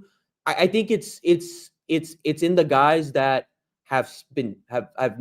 don't have the on-field experience necessarily, but have played, like at a very, very, very good level when they've been on the field in a reserve situation, and they've gotten reps in practice against an elite defense. Guys like Kenny Minchie at Notre Dame. I think you're going to see Lincoln Kienholz at Ohio State probably enter the portal. Like, those I think are going to end up being good value, because I'm not sure how much teams are going to be willing to spend on guys with limited reps when there is a lot of tools and a lot to be confident on. And like, okay, hey, Kenny Minchie, 3 years, 2.5 years at Notre Dame, practicing against Notre Dame's defense. How much, how would you compare that tape to Peyton Joseph at Old Dominion, competing against, competition he's playing at Old Dominion? Which one do you think is better prepared or better suited for the next level? Game practice reps aren't game reps necessarily, but when you're practicing against the top end of the sport, that stuff matters. And I think that's honestly where the value is going to be, because a lot of these teams can't rely on game tape or production and can't just throw money at the guy that threw for the most yards in college football this year. Like, they have to go and like do their due diligence here. And I don't know how many teams are going to be willing to do that in the speed dating kind of portal era. Do you think Nebraska's sort of in a weirdly advantageous position for those types of guys because of the fact that TJ Lateef is already in that room, and you're like, hey, we know we have some level of comfort with TJ Lateef if he ends up being the starter or whatever, so they can sort of take a chance on a guy that doesn't really have much film at this level? I think, again, I will say I don't know 100% if Nebraska is ultimately going to go the route of, because they could still absolutely choose, because they know the sense of urgency for 26 and the schedule, that, it really may make sense to really invest in that position and go get a game changer. But I don't think Nebraska necessarily needs that. They need someone that can play within Dana Holgerson's offense. And you can find that guy at, much cheaper than what you paid or were expecting to pay Dylan Raiola here in 2026. So, but that's a conversation that I think is still ongoing within the programs, trying to figure out kind of what makes sense. And again, how some of these dominoes elsewhere impact Nebraska. Like, again, like what Miami does at quarterback is going to have such a big impact elsewhere, because there are guys in the portal that have not entered the portal yet that if they do, they would be they would be high on Miami's board. But Miami's already doing their due diligence on guys in the portal and already has an idea of who they would want next year. And so they're picking between this and whoever doesn't get picked there, whoever doesn't get picked at Oregon, whoever doesn't get picked at Indiana, someone else is going to end up with a pretty talented quarterback for potentially good value, because that guy was expecting this kind of payday from this school. And now he's left in the dark and is like, okay, well, I'm open. I'm available to, whoever wants me. And there'll be a program out there that can get that guy on good value. So Tim, let me ask you this, because there's, I look at the list and you've made it clear that there's going to be guys that are not currently announced that will end up in the portal. So we're working off of an incomplete list right now, right? But how many guys do you look at that aren't, like you mentioned, Sorsby appears to be off the market already. But how many guys actually are there going to be that you look at as, hey, that's a guy that Nebraska should pay 3.5 or whatever the number is $1 million to, as opposed to, like, if that's the asking price for guys that are like a little bit further down the line, then like, where do you draw that line between this is where, like, these are the guys that are actually worth that to Nebraska for next year? I think the line genuinely is at like Kenny Minchie for me. Okay. Like, yeah, you'd pay Kenny Minchie like premium starter money. No, I mean, as in like right above him. Above him. Gotcha. Okay. Yeah, I think at least that's when, like, the last time I looked at. I mean, I'm not sure what rankings are looking at or like the assessment, but like I think at the top end, like Hoover, Mestamaker, I think Raiola, Levitt, well, not Raiola yet, Levitt, Sorsby, I think Lagway. Yeah, and wow, for TV, Lagway showing up. Yeah, Philo. I think those guys are in the like. Where do you put Childs? Childs, I'm curious on. Childs is one where. What do teams evaluate? How do teams evaluate this year at Michigan State? There's a lot of highs, some lows on tape. Or there's a lot of like there's highs and lows on tape. There's not a lot of consistency on tape. So where do teams view him? He's what I'm curious for Nebraska, because it definitely feels like Nebraska is at least monitoring that situation. But and he is a little further along than like Jeff Sims was as a passer. But like, I wonder if they've learned their lesson from Jeff Sims and are looking for more of a proven commodity that is a little more put together as a thrower of the football than Childs is at this point, and even the lessons they learned from Sims. Do you think Childs could end up being like what you had said for Nebraska, that these other quarterbacks move in the market and then Childs becomes one of the better available? So maybe his payday actually ends up a little bit higher than what the initial evaluation is, just because of kind of where everything else transpires, whether it's Nebraska or elsewhere. I think so.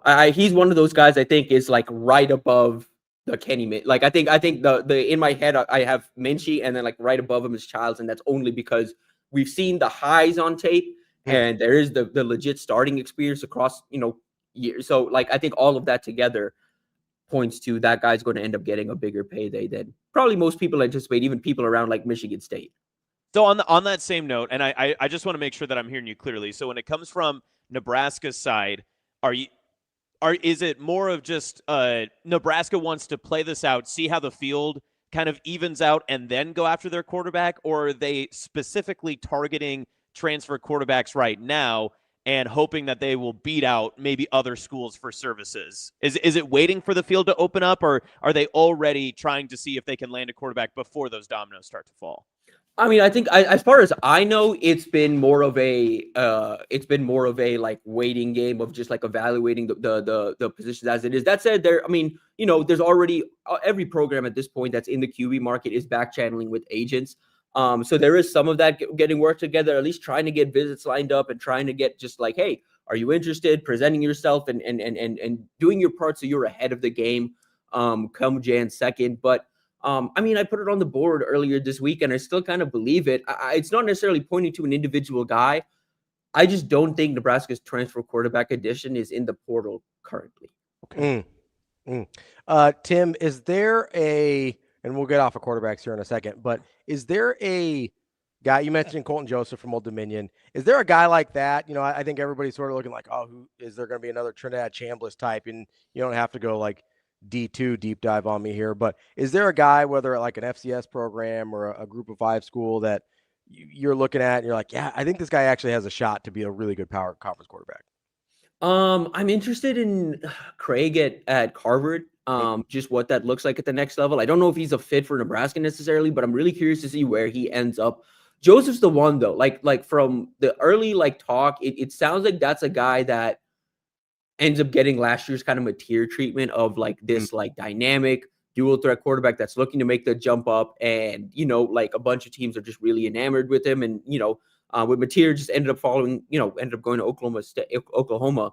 But yeah, I think the market for Joe's is going to be really interesting. Because that's the dual threat, the young dual threat. I think some of these teams are going to take a chance on, but I'm waiting to see. I'm honestly, I want to see if there's I haven't done a whole D2 deep dive myself, so I think that's what I was hoping to do here before the portal opens and just see kind of what is out there. I think if you're looking at another, again, it's more of an established name. The guy's playing in the playoffs but I'm really curious what Alonzo Barnett does. And how that potentially impacts Dylan. Because I believe he has eligibility left. I'm not mistaken. Not 100% sure. I'm checking, see if I can figure it out. Yeah, I was checking that as well. I was having this trouble with Trinidad Chambliss earlier as well. Redshirt junior, so he's got 1 year. Yeah. So he has 1 year. So I'm curious if he just follows Bob to UCLA. And if he does do that, what happens with Nico? Yeah, sure. So, because Nico's one that I'm waiting on to see what happens there. I think there's another big frame quarterback on the East Coast I'm keeping an eye on to see what happens with him, because I do anticipate he enters the portal. Byron Brown, is he going to follow Alex Golesh straight up to Auburn, or is he going to do something else? At this point, I think he's just going to. I think he's just going to follow to Auburn, but really curious to see what he ends up doing. So there's dominoes still to fall, and so we'll see. But the good news is we have an idea. I think Texas Tech is generally out of the market at this point because they have an idea who that guy's going to be. Indiana is pretty much having their pick of the litter, so they'll be out of the market very early. Oregon, similar situation, and honestly, I don't know how much battling Nebraska is going to end up doing with Oregon for a transfer QB, and then Miami's the one that I'm waiting on, because I think Miami's the one that is going to most impact Nebraska's kind of transfer QB search.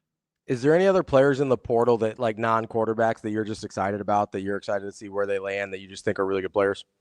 Let me pull up my portal list. Is it an Excel sheet? You got a Word doc? How do you do this? Right now it's just a Word doc, but I'm going to convert it to an Excel sheet here soon. I need to build it, really build it out. Color code that thing? Is it green, red? What does it look like? Not yet. Again, color coding happening. That's where right now I'm just kind of talking through these tiers. I need to really build this out and start highlighting and figuring out how I view these guys. So, no, a couple guys, I think the DB market is really fascinating. Jabril Rawls at Florida State was a bit of a surprising one for me. And the talk on Florida State's end is with what that program is going to be this year, it doesn't really make a whole lot of, they don't expect it to be very good. So it's it doesn't make a whole lot of sense to, pay up for a freshman cornerback when you don't really know how much longer he's going to be around. So that's a guy, or a young cornerback, that you don't know how much longer he's going to be around. So Rawls is one that I've got an eye on here in the portal. Devin Tompkins at USC is another one I'm really excited about. Young guys I'm excited about. Chris Barnes is a fun one. I put him on X earlier this week. Just a little slot receiver who initially signed with Washington State, but then ultimately followed Jake Dickert to Wake Forest. Was a really good returner for them. Had a good year. Nebraska just made Lonnie Teasley official, by the way, so that is good news. Yeah, it's always nice to officially announce your hires. That would be nice to get some news on them. Well, especially when you got offensive linemen being like, "Oh yeah, we got Lonnie out here," and it's I don't know if you're supposed to say that, bud. But one more name for me. I was a huge fan of Tyler Thompson coming out of high school. Edge rusher out of North Carolina, was a Michigan target at one point. Just kind of the edge type that that program at the time was really having success with. And was really cool to see him have the year he had at North Carolina. I'm glad he's getting out of that situation. I'm glad he's kind of going on to greener pastures, and it sounds like he's got some good options out there. So I'm really excited to see what he does in a better system around better players. Tim, are we getting any more assistant coach news this weekend? Potentially. I mean, we will see. I'm tracking a few things. I mean, again, like I'm at the point where I'm dwindling confidence in Elijah Robinson, but I don't think it's ever over. You know what I mean? Like I still think like Rhule has that relationship, and I'm really curious to just where Elijah's head's at. I told the story on our previous show, but when I was covering A&M, I just kept bumping into him. Like every time I was out on the road, it was just like, Elijah's here. Oh, okay, cool. Like, you know, and it was like, there was a day I was on the 7-on-7 circuit I was like making the rounds at high schools. And we just ended up hitting like 4 high schools together where like, I was just like making my rounds and like, they weren't close to each other. We were up and down, like just going up and down 45. And like, you know, it's just like, he beat me one place where it was a 20-minute drive, and I have no idea how he beat me there. Like he was just in the office talking to the coaching staff, and I walked in, and he's like, "Hey, what took you so long?" But like he's a grinder, man, and like I'm really curious where his head's at, because I think in his heart of hearts, he's at his best when he just gets to dive in, evaluate, and develop defensive linemen. And I think Nebraska's given him that opportunity. He's had that opportunity elsewhere, but I wonder if he wants an opportunity to really dive in and learn from, I think, some of the issues Syracuse defense had this year. It's really important, I think, for guys, position coaches in particular, or coaches in general, to like figure out their role. For Elijah Robinson, I think it was really important for him to get that experience as a DC, realized it may not be his best fit, and now figure out how to transition his career moving forward, whether that's, you know, becoming just a career D-line guy, or, you know, kind of adjusting here and figuring out, okay, can I go learn somewhere so I can become a better defensive coordinator down the line? Tim, is there anything that Rhule would say today that maybe you're peeking in for, or you're interested to hear from, or maybe a peek behind the curtain in terms of what future plans could be like, even with everything you just said about portal quarterbacks and options for Nebraska? Is there anything that you're going to keep an ear open for from what the head coach has to say today? Yeah, I'm just curious on his thoughts on, I think the rest of the offense, where, you know, because I'm sure he's going to be asked on offensive retention, where he feels on that. Like, I'm curious to see where his thoughts are, because that is just an ongoing process. Like, that is something where, I mean, even with the Dylan stuff, like, it felt like things were obviously trending one direction, but you wouldn't really know for sure until, you know, there was an announcement made. And I think there's a lot of that right now in the building, where there's some guys that, you know, have some stuff they're entertaining outside, but, you know, they're seriously considering coming back. And there's just kind of like, you can't read into too much, in the sense that you can't be like, okay, well, this guy's for sure gone and this guy's for sure coming back. I think there's too much up in the air right now, but I'm really curious to see what Rhule's confidence is in that offense and the pieces they'll have in 2026.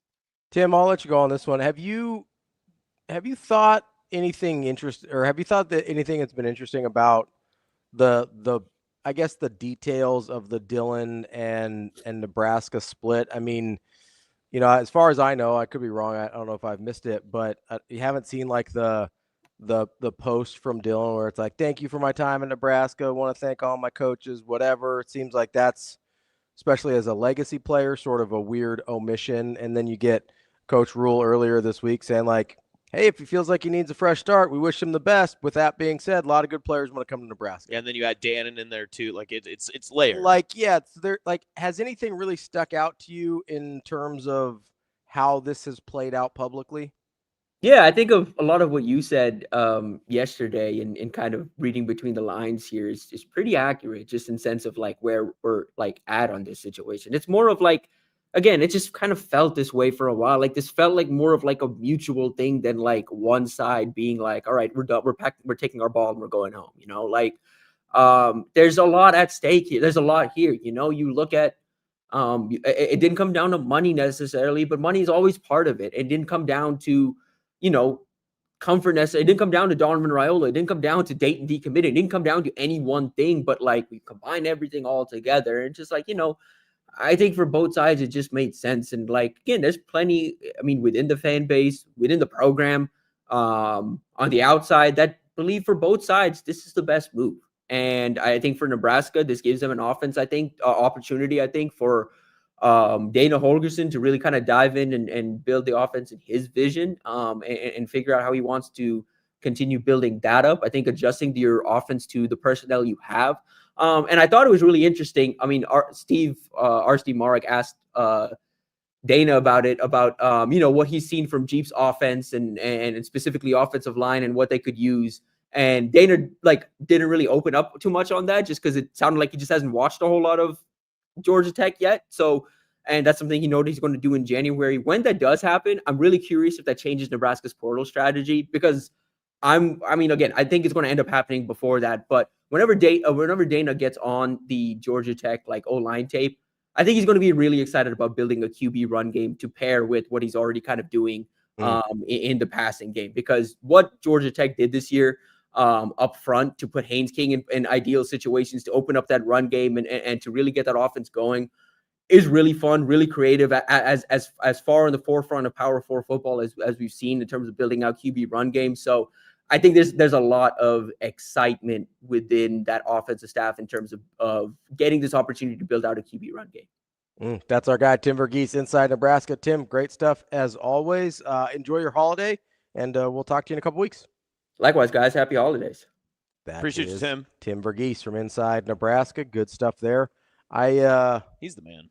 Oh, Tim's the best. We love Tim. I sit here and I kind of wonder, the Dayton thing is really interesting to me. In what way? I think a lot of us assume that the Dayton decommitment was a sign of the Raiolas wanting to move on. Mm-hmm. And I think it may have been the other way around.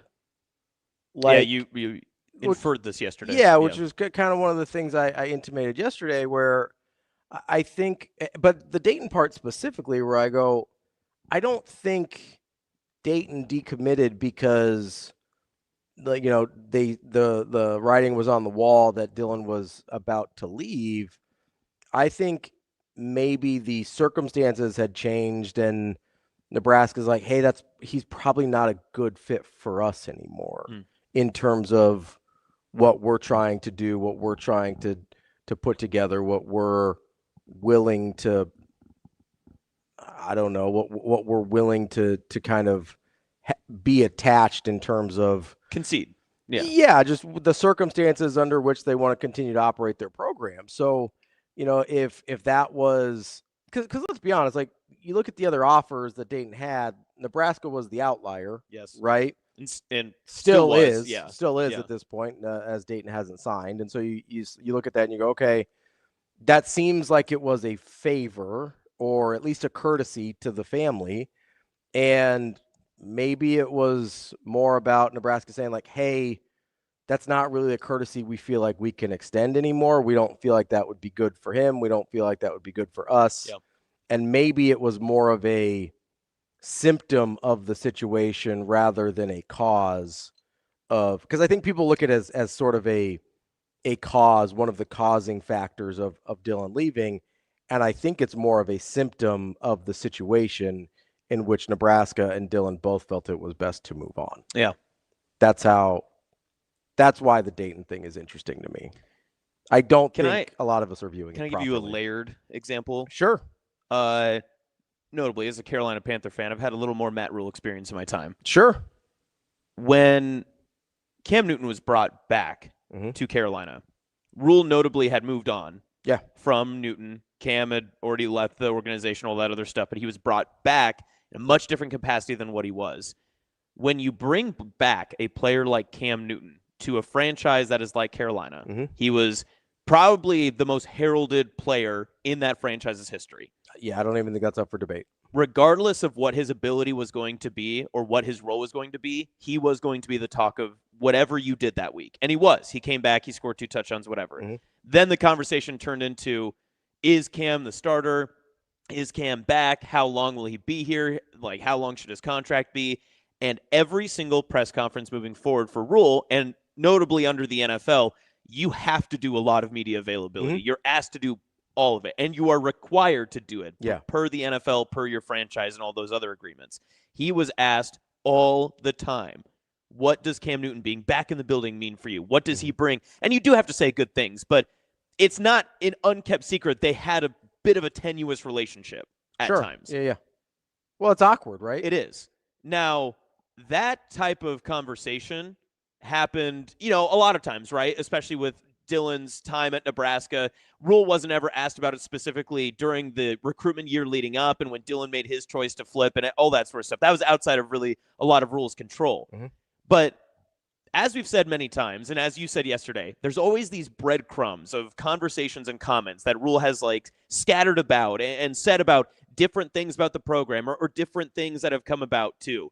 And I brought this up to you yesterday as well, is how much of a distraction was some of the everything that came with Dylan Raiola and everything that the Raiolas had at Nebraska. Now, I don't know anything for certain. I'm not in the locker room. I wasn't a part of the program. I wasn't inside of the walls by any means. So maybe this is all conjecture. Maybe this is all incorrect.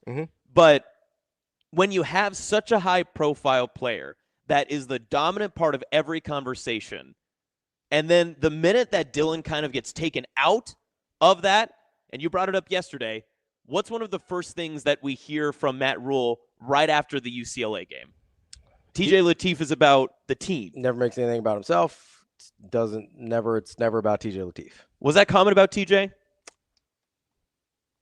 There, I think, is an argument to be made, a compare and contrast was being made. I think that's a fair, this is a weird example. So I was in the group chat with DB and Matt and Jacob a couple days ago, and I made a comment about, hey, if so-and-so pulls this coaching job off, it might be their best coaching job ever. And it was about Coach Mack. And Matt said, people have said that every year about Coach Mack for the last 10 years. And I said, well, I've said that exactly once, and it was about 10 or 12 years ago. And he's like, yeah, that's why I said people. But within the context, if I say something and then he says, people always say in response to my thing, it's reasonable to assume I'm included in people. Yeah. Right? So when you have the context of you have a starting quarterback, backup quarterback comes to play, first press conference after, I think it was the first press conference, after that backup quarterback plays, then you say TJ never makes anything about himself. Contextually, it's reasonable to assume that comment is not just about TJ, it's also about the situation TJ was coming out of, like the situation with Dylan before that. So I don't think it's unreasonable to make that assumption that comment was not just about TJ. I also think it's reasonable to sit here and say, I think there's a level of distraction if you think your starting quarterback, your franchise legacy, whatever guy is maybe not happy about how things are going. We all assumed that the distractions were Penn State and that whole situation for Matt Rhule, but what if DB's right? He's brought up several times, if you're Dylan Raiola watching that UCLA game and you're watching your backup / replacement play really well against UCLA, like how does that make you feel as a relatively young guy who's sort of maturing still and going through these things? And if that's true, like, do you were other people aware that he felt a certain kind of way? If he did, that very easily could be an awkward situation for everyone. Yeah. And I'm not saying that's why they lost to Penn State, because they got their head kicked in. The defense missed a million assignments. There's a lot of things that happened against Penn State and against Iowa. But I think the possibility, considering what the circumstances were, is very much on the table that there were distractions from the quarterback room as well. Yeah, and that's exactly why I brought up the Cam Newton example of it all, because listen, as much as you want to make what a polarizing figure or what type of personality Dylan is, Cam Newton is 1,000 times more than that. Sure. And he's also a guy who rallies people around him, and people either fall in love with him or are very anti him. Big locker room guy. Everyone who's ever talked about Cam Newton in the locker room, they adore him, they love him. But you have to treat him a certain way, right? Because of the way that he will go out and make public comments. Dylan never made any public commentary like that. And notably as well, I want to give Dylan a little bit of credit here. When Matt Rhule was going through all the Penn State commentary and whatnot about if he was going to be, Dylan flat out came out and straight up said he's going to be the coach of Nebraska. Now, that was a long time ago, different situation and injury and losses and everything else. But he did come out and support the coach and support the university in that moment as well. Absolutely, yeah. But and publicly, his entire time here has been very supportive of the university. Right. I want to make that clear. But again, there's always the, okay, what do we have to deal with and how do we have to say it and how do we have to handle these situations that you don't deal with every player and you don't necessarily deal with every quarterback. But when you have a star and you have a 5-star and you have a legacy and you have all these other factors that kind of layer into it, it does become more and more of a distraction. Well, and I think it is very interesting to note that I might be mistaken here. I don't think I am. I don't think we've heard anything at all from Dylan since the injury. No. Like Giannis, I understand why he wouldn't be in press conferences, but like not on his social media, basically nothing. I think there was a brief Instagram story that was instantly deleted. Yeah, it was in God's plan or something like that. That was taken down like under 30 minutes after it went up. So, but that I think is the only public, even close to public comments that he's made since the injury.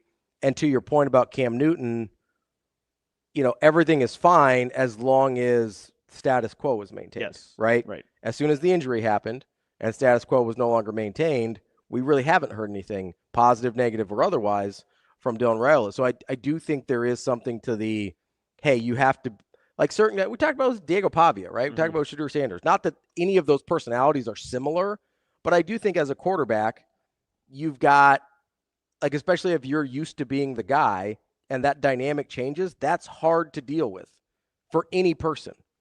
And you certainly not attributing any nefarious intent, but that doesn't mean that there's unintentional consequences and collateral damage are very, very common in these types of things, And so I think collateral damage is a good way to phrase it. I think that's a very good way to put that. Yeah. Hot Danger says, God plans always seem to align with people's selfish choices. Listen, I do think it's funny sometimes when people, and I grew up, very religious and a lot of my family still is too, but I do think it's always funny when people are like, oh, it's just God's plan. And it's like, are you selfish? Are you sure? Yeah. Like you feel like, good for you. Like, I hope you're right. Yeah. Like I legitimately hope you're right, but I don't know, man. It seems like you're kind of just doing what you want out here, which is like, that's okay too. Yeah. Like, but I just say my plan. Yeah. I just want you to own it. Like, hey, this is what I want. I hope God's cool with it. Yep. Like that seems like more accurate, Yeah. like, I don't know.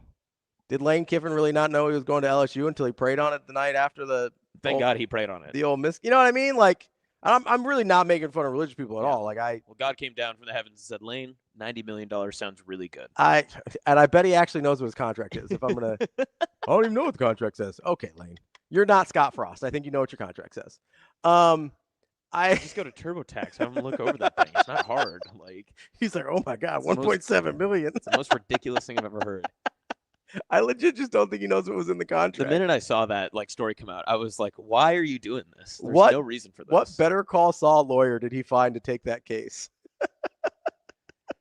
Indies are tough. You'll look at my client's residence, and it's in Wood River. Now, Wood River. All right, Saul, relax. The tax liability in Wood River, Nebraska, is overly punitive. Anyway, wow. Let's take a quick break here. We've got some college football previewing to do. Yes. Coming up. We've got we've got a lot of things to talk about. I'm very curious about this Alabama-Oklahoma game. There's a lot of good sports this weekend. I feel like DB brought this up with Sam on Monday.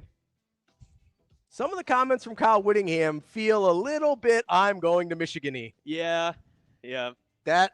Which I'm gonna be honest, I'd be mad because that's a great hire. Like that's like if Kyle Whittingham feels like a Michigan football coach. Listen, stylistically, for a guy who doesn't want his pound of flesh, DB wants his pound of flesh from that. Oh, Whittingham take. He wants his. Listen, that's credit, not flesh. Yeah. They're different. Headley wanted to know. He's from Des Moines. He wanted to know if you wore that for him. Oh no, it's because I'm gonna work out after. So I gotta get that workout in. Yeah, just gotta get pumping. But no, Headley, it's just big DSM guy. Just for you, Headley. Huge DSM. We guy. got you. For you, Headley. We'll be right back. More Hurrdat Sports Live. It's the season of New Tradition sales event at our brand new Edwards Kia Council Bluffs location. Lease the 2026 Kia Sportage EX starting at just $249 a month. Brand new showroom, big holiday savings. Or lease the 2025 Kia Telluride S starting at $329 a month. Or finance at 0.9% for 60 months. Plus, every new purchase includes a free electric scooter. Don't wait. Celebrate the season at our brand new Edwards Kia location in Council Bluffs.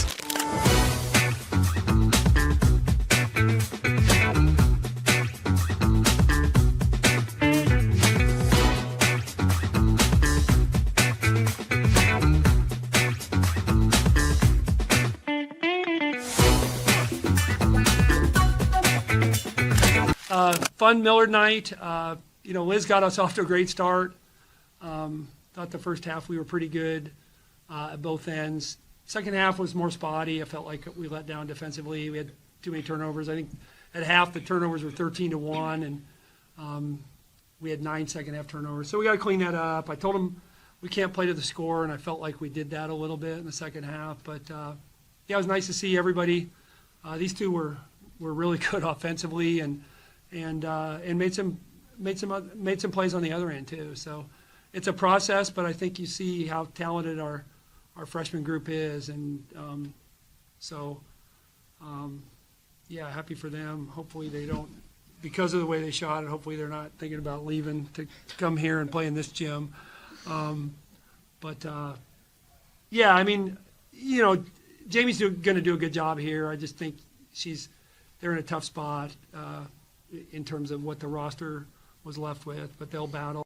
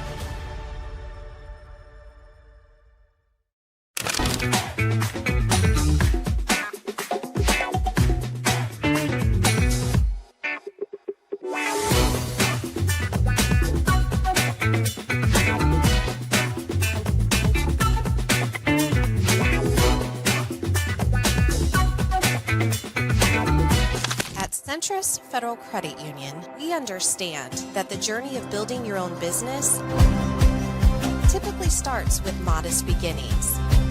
With a little help from our team of experts and small business loan offerings, you can take your vision and transform it into a more concrete reality. Centris Federal Credit Union. We are where you are.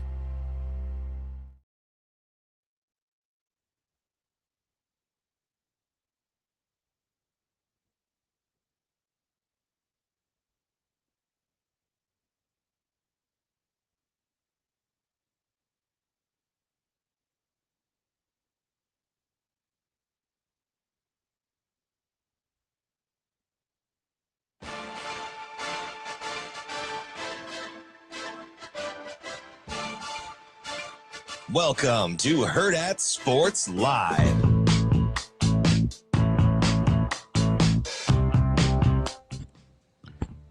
We're back here on Hurrdat Sports Live, presented by Centris Federal Credit Union. That is Austin. I'm Ravi here at Hurrdat Sports Bar and Grill, and want to remind you, it's a great time of year to go see our friends over at Lawrence & Gardens. Nature never has an off season, and neither does Lawrence & Gardens. This winter, enjoy the warmth and wonder of the Marjorie K. Doherty Conservatory. Meet the larger-than-life trolls in their Trolls exhibit, and they're Save the Humans by Thomas Dombo during the day, or watch the garden sparkle during the bright nights after dark. It's festive fun for everyone.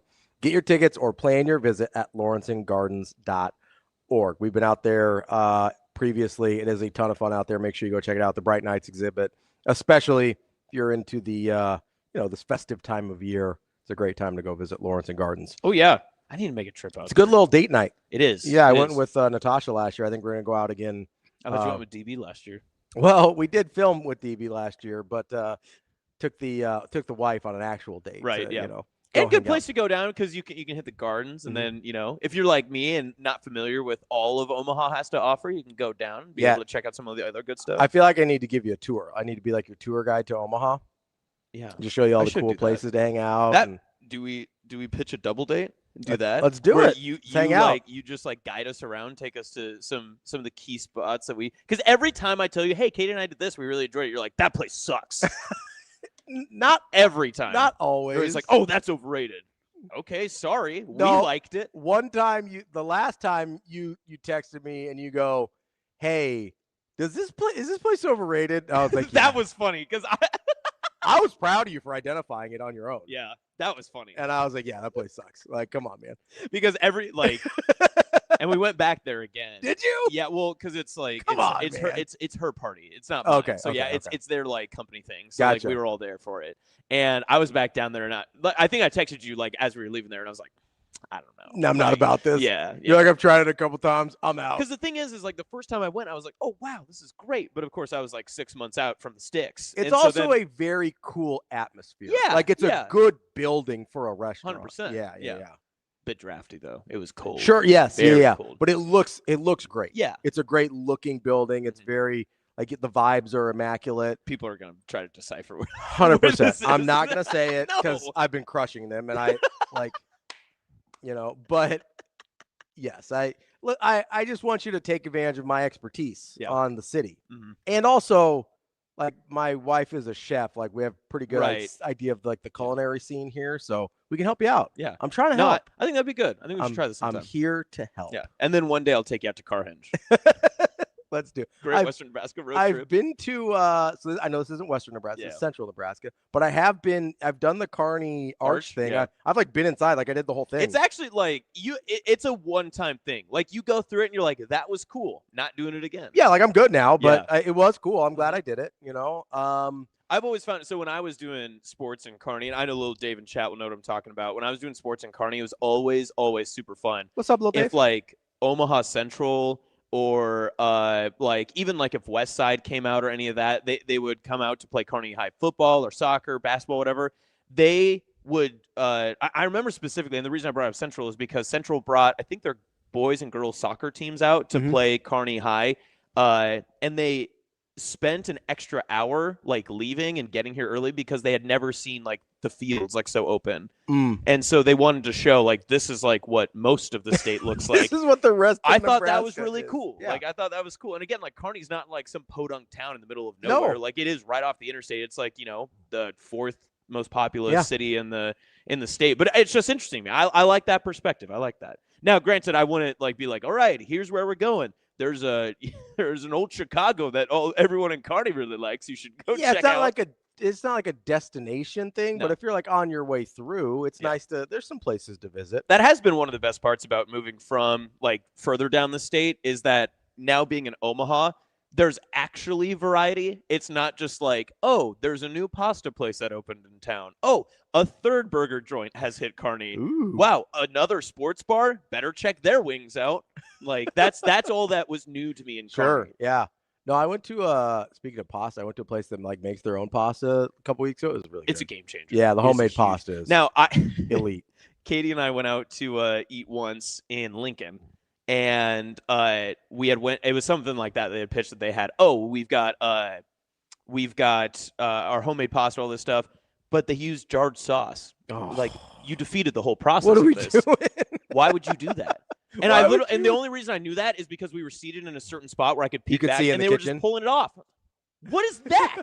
Why do you spend all this time doing the hard stuff And like sauce isn't that incredibly difficult. No, comparative to homemade pasta. I think I don't cook, but I believe sauce dramatically easier to make than homemade pasta. Yeah. Just common sense would tell me that. Yeah. Homemade pasta is a game changer though. I'm a big fan. Do you have any holiday plans coming up? Yeah, we're all travel. Yeah. We're all travel. Oh, because you guys are all spread out, right? Yeah, because we got to go to her hometown. We're going back to Kearney because my Alaskan niece is back in the States. So nice. They just landed yesterday. I was pretty pumped about famously, Alaska is part of the States. Well, I mean, back in these states. That's contiguous. Yeah. Is that it? Contiguous? Yeah. Oh, yeah, that means congenial. All together. They're all stuck. Yeah, they're all together.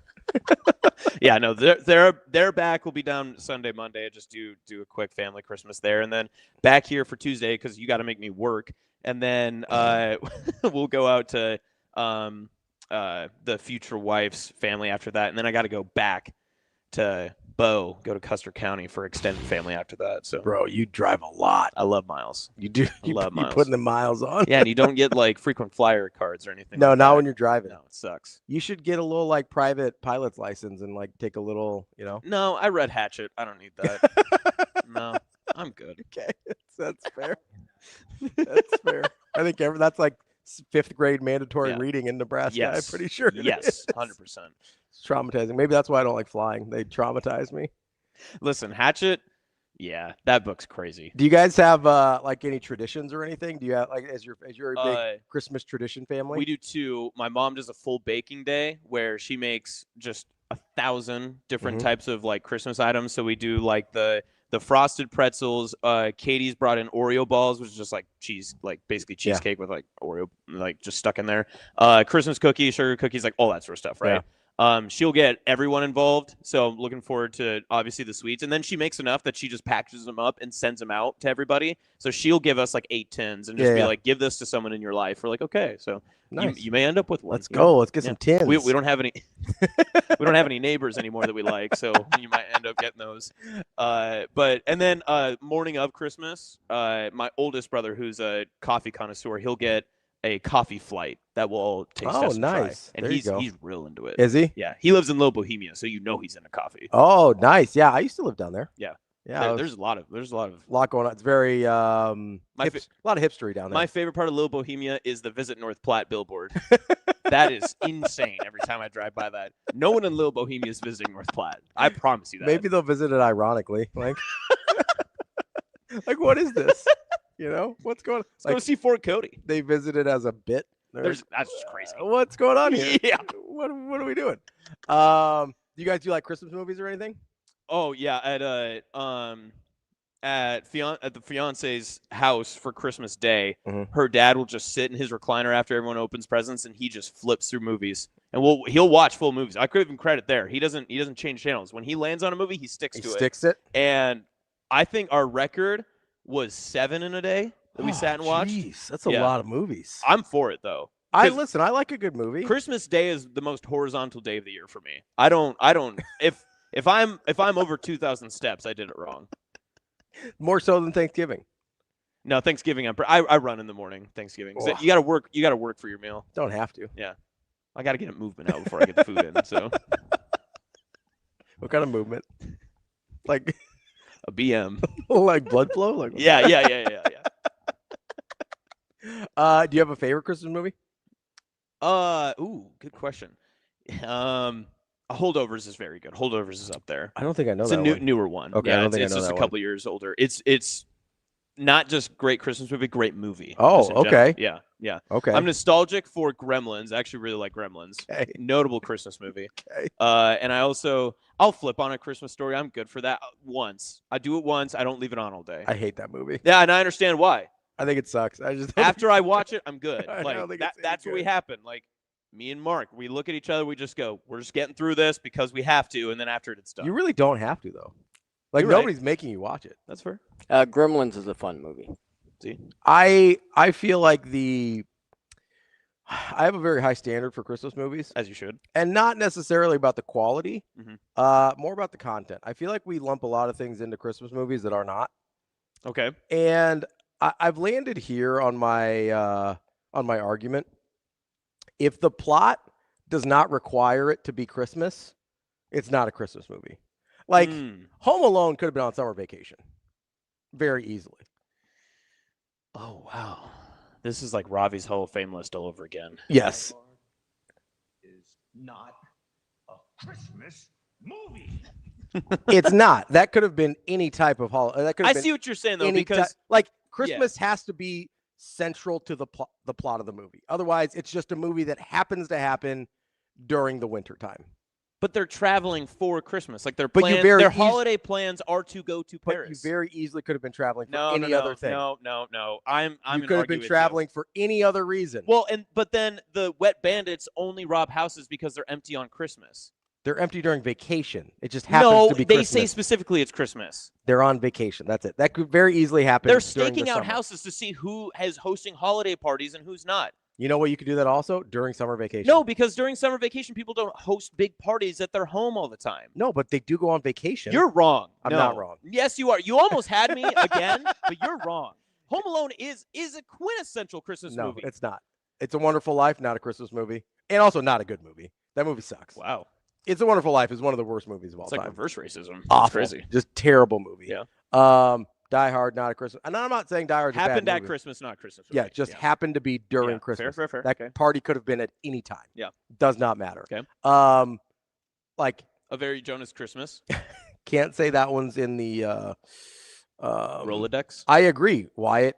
Not only is It's a Wonderful Life out as a Christmas movie, it should be out as a movie. Well, all right. It's a bad movie. That guy is just an a-hole to his family for 2 hours. So you mean to tell me? Yeah. The Chronicles of Narnia, The Lion, the Witch, and the Wardrobe, when Santa shows up, is not a Christmas movie? Santa's in the film. I'm going to be honest, I don't recall that part. How dare you? Wasn't a big... I forgot you were like 25 when that movie came out. I was 18. How dare you? Did you go to Westroads for that one? No, I was in Norfolk. It's awful. Whoa, that is terrible. Terrible. We had just gotten back from a basketball trip, and a bunch of people from school were going to see Chronicles of Narnia, and I was like, all right, I guess. Yeah. Norfolk and literally every person I know in this town is at the movie theater, so I guess I'm going. People of Norfolk hanging out in two places. That's the Wendy's and the movie theater. Nothing against Norfolk. I'm sure it's a fine place. Nah, I posted something to me about Scottsbluff yesterday, so I'm gonna keep my comments to myself. I had 2 Scottsbluff people DM me. They're like, "What's the hate for?" And I was like, "You get it."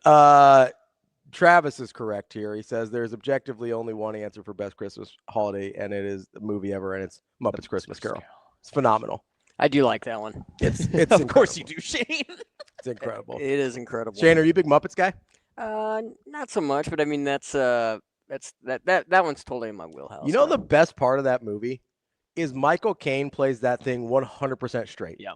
No. Like he acts like it's a real movie to him. It is a real movie, but he acts like he's on Broadway. Yeah. Like he is just dead center talking to a freaking gonzo, and he's just like in every bit of seriousness. Like he is not talking to a tiny version of a puppet frog. Yeah. And just being like, does he have any scenes with Swedish Chef in that? You know what, Bob Cratchit, you're making some good points. I don't think the chef's in it. I think he is. No, the Swedish Chef's not. Beaker's in it. The other nonsense. He's in it. I don't think Swedish Chef is in it. I don't believe so. The Yip Yip Aliens. Those are my favorite. I think the Yip Yip Aliens are in there. I just think it's phenomenal that Michael Caine plays that thing like it is the most serious piece of acting he's ever done in his life, and it's one of my favorite things ever. Yeah. Okay. There's also a game, we don't have to play it right now, but Gonzo isn't a frog, you heathen. No. Gonzo's an alien. I was talking about 2 different people, Rico. Jeez. Kermit, very famously, is a frog. Go cut your hair, Rico. Good Lord, Rico. Pay attention to the show. Seriously. Gonzo is an alien. That's revealed in Muppets from Space. Travis, that's...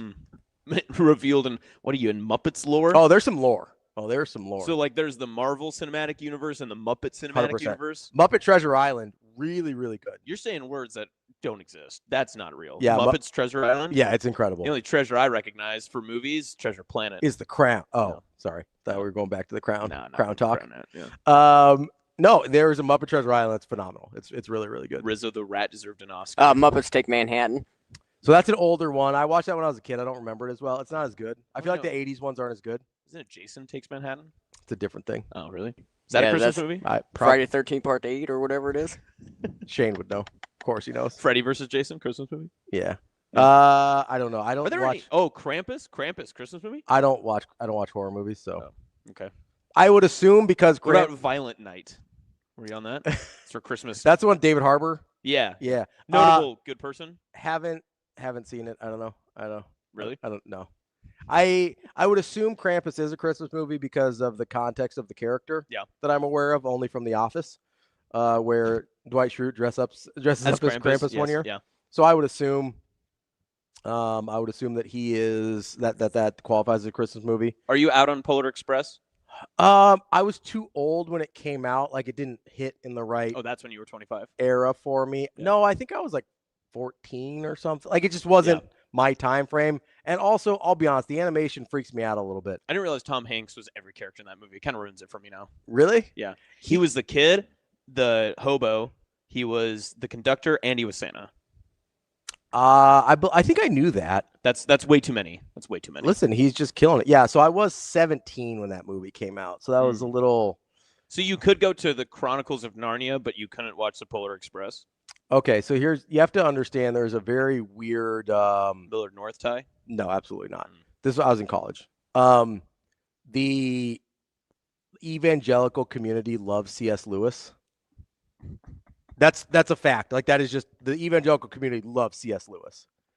I went to a evangelical Christian college, so they were like, C.S. Lewis movie, we're in. That's what it was. 100%. Like, if I'm being honest, that's why everybody in that. It was the biggest movie premiere in that town since The Passion of the Christ. It was. I'm not even kidding. I don't know why you're laughing. So funny. Big C.S. Lewis people. A lion gets sacrificed, and they're like, "Yes." It is very different from the rest of his writing. Like, it's funny that C.S. Lewis is both, the writer of the Chronicles of Narnia and Danger the Lion is Jesus. Yeah, I picked up on that. Aslan. Oh. Yeah, no, it is very funny. Like, it's weird. I've learned a lot about you in the past 30 minutes. It'd be like C.S. Lewis is like if J.R.R. Tolkien wrote The Lord of the Rings, but also wrote all the Malcolm Gladwell books. Like, that's like C.S. Lewis's bibliography is very strange. Good for him. Like, the Chronicles of Narnia is a huge outlier compared to all of his other writing. It's odd. But yeah, evangelicals are obsessed with him. At least they used to be. When I was, more involved, they were. So it's a big thing. I've learned so much today. This is incredible. Like, I'm really glad I hosted for DB today because I'm learning things that I wouldn't have had the opportunity to do before. Trying to think. Is this what they call street knowledge? Streetwise? I forget who I was talking to the other day. I think it was Kyle and somebody else was in there. I had like a 30-minute conversation about how I almost became a pastor. I didn't really almost become a pastor. I went to school to be a pastor. You lore dump a lot in the office. Yeah, I think I've led many lives. Like, I've had a lot going on. Yeah, you're like C.S. Lewis. Yeah, I got the Chronicles of Narnia, and then I got, the Great Divorce over here. That's actually not about divorce. Mine was, but his wasn't. His was about other stuff. No, I picked up on that. Screw tape letters, mere Christianity. So, are you a pastor then? I am technically ordained. Yes. Yeah. Oh, so if I ever get married, I got you. Yeah. Okay. All right. I married my best friend Busky and his wife. We married them, and I believe that ordainmentship is good forever. Forever. That's what the internet tells me. Okay. All right. Yeah. Famously, my churches would not ordain me because they viewed as a heathen. But the internet's like, we got you. It happens. We got you. Whatever. The state recognizes it. The internet recognizes it. That's all that matters. That's all that really matters. The internet loves you. We live online. Yeah. That's where we are. Let's take a super quick break here. And then we'll get to... I don't want to take a break. I want this conversation. No, we got to pause this somehow. We got to get to college football playoff preview, and I don't have a good transition, so we're just going to take a break. That's Austin. I'm Ravi. It's Hurrdat Sports Live. We'll be right back.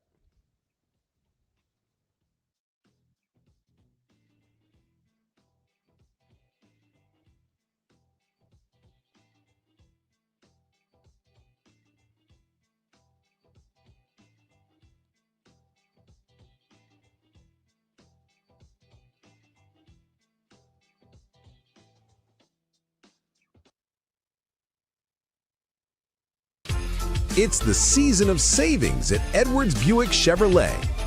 Lease the 2025 Buick Envista Preferred starting at $249 a month. Luxury, wrapped and ready for the holidays. More reasons to celebrate this season. Or lease the 2026 Chevrolet Trax LS starting at $259 a month. Compact style, ready to roll into the new year. Your season of savings starts at Edwards Buick Chevrolet.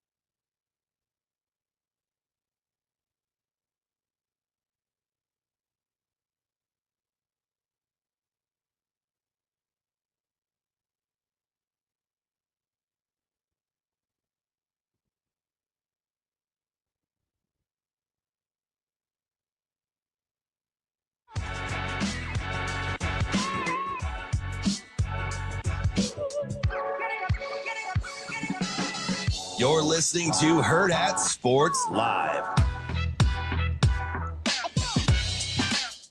Welcome back, Hurrdat Sports Live. That's awesome. I'm Ravi here at Hurrdat Sports Bar and Grill. While this might be our second home, you need to look at the My First Home programs from Centris Federal Credit Union. If you're looking for your first home, stop just playing around on the apps and doing things like that.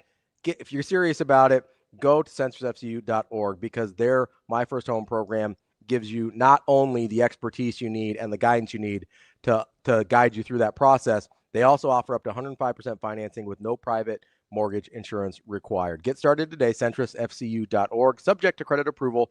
Terms and conditions apply. Equal housing lender and federally insured by NCUA.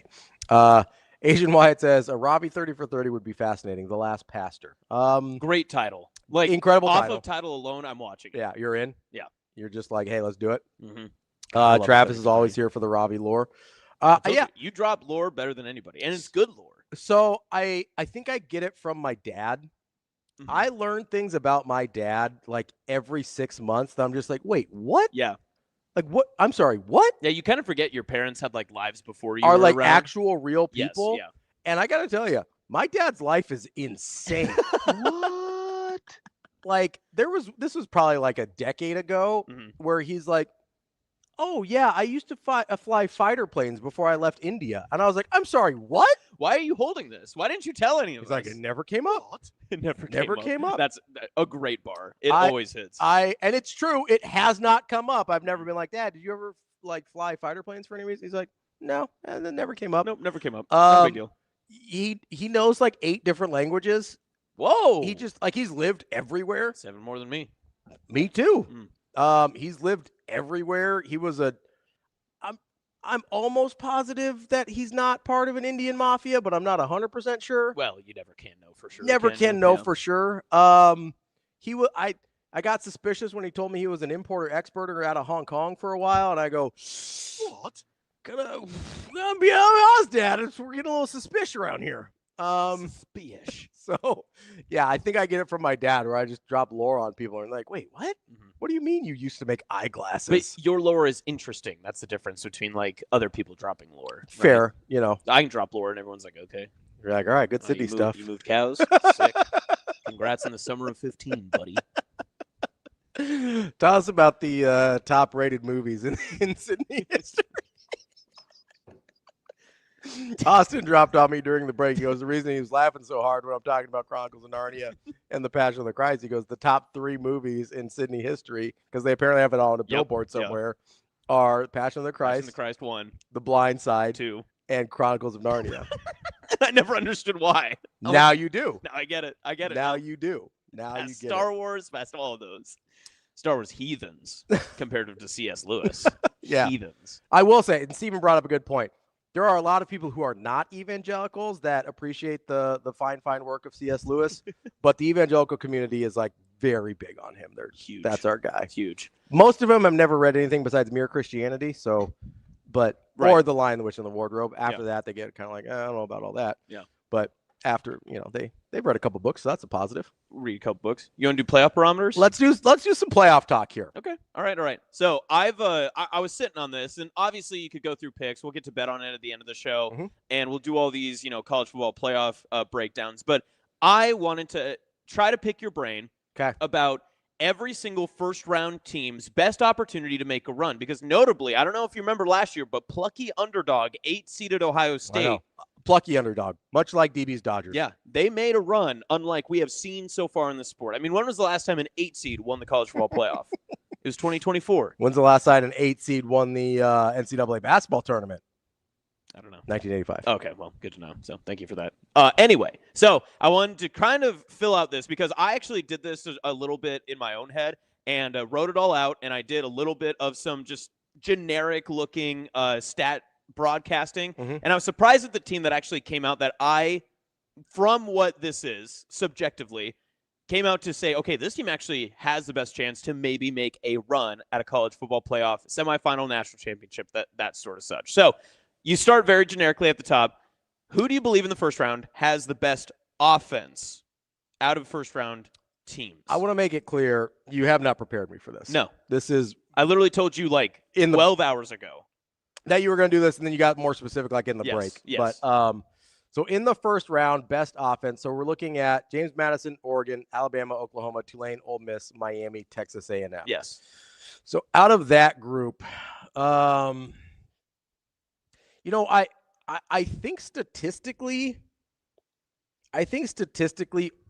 Oregon would probably rank pretty highly, but I've got a Dante Moore problem. I know you do. I don't really trust him. Maybe DB's infected my brain. I don't know. My next answer would be Ole Miss, but I don't know what they are without Lane Kiffin. Yep. So I don't But you like their first matchup too. The offense can kind of fine-tune itself. Yeah, they're going to have a shot to, against Tulane. Although, I don't know, man. The Ole Miss Tulane thing is very interesting to me because I have no idea what to expect from Ole Miss. Okay. I think this whole season, end of the season, is a very strange thing for them. I do not know what to expect. I don't know their defensive coordinator, who's now the head coach, whose name escapes me right now. I have no idea. Golding, I think his name is. I have no idea if he's a good coach at all. Yeah, we have no idea. And I think people that I talk to that kind of do this for a living in terms of evaluate coaches and stuff, they were pretty shocked that was the move. So I don't know what to expect here at all. So I don't feel good saying Ole Miss. Obviously, Miami has their issues offensively. James Madison's a really good offense, but I don't know what to expect against a really, really good Oregon defense. I don't know if I trust Alabama enough, especially against an Oklahoma, especially a really good Oklahoma defense. I think I have to go Oregon by default, but I don't feel good about it. That's fine. And again, you're not picking the full team. You're just picking the best offense. I know. I'd feel better about it if I was picking the whole team because I like their defense a lot. A little bit easier in terms of you can determine who's good and who's not, but best defense. So best defense. There's two that stand out to me.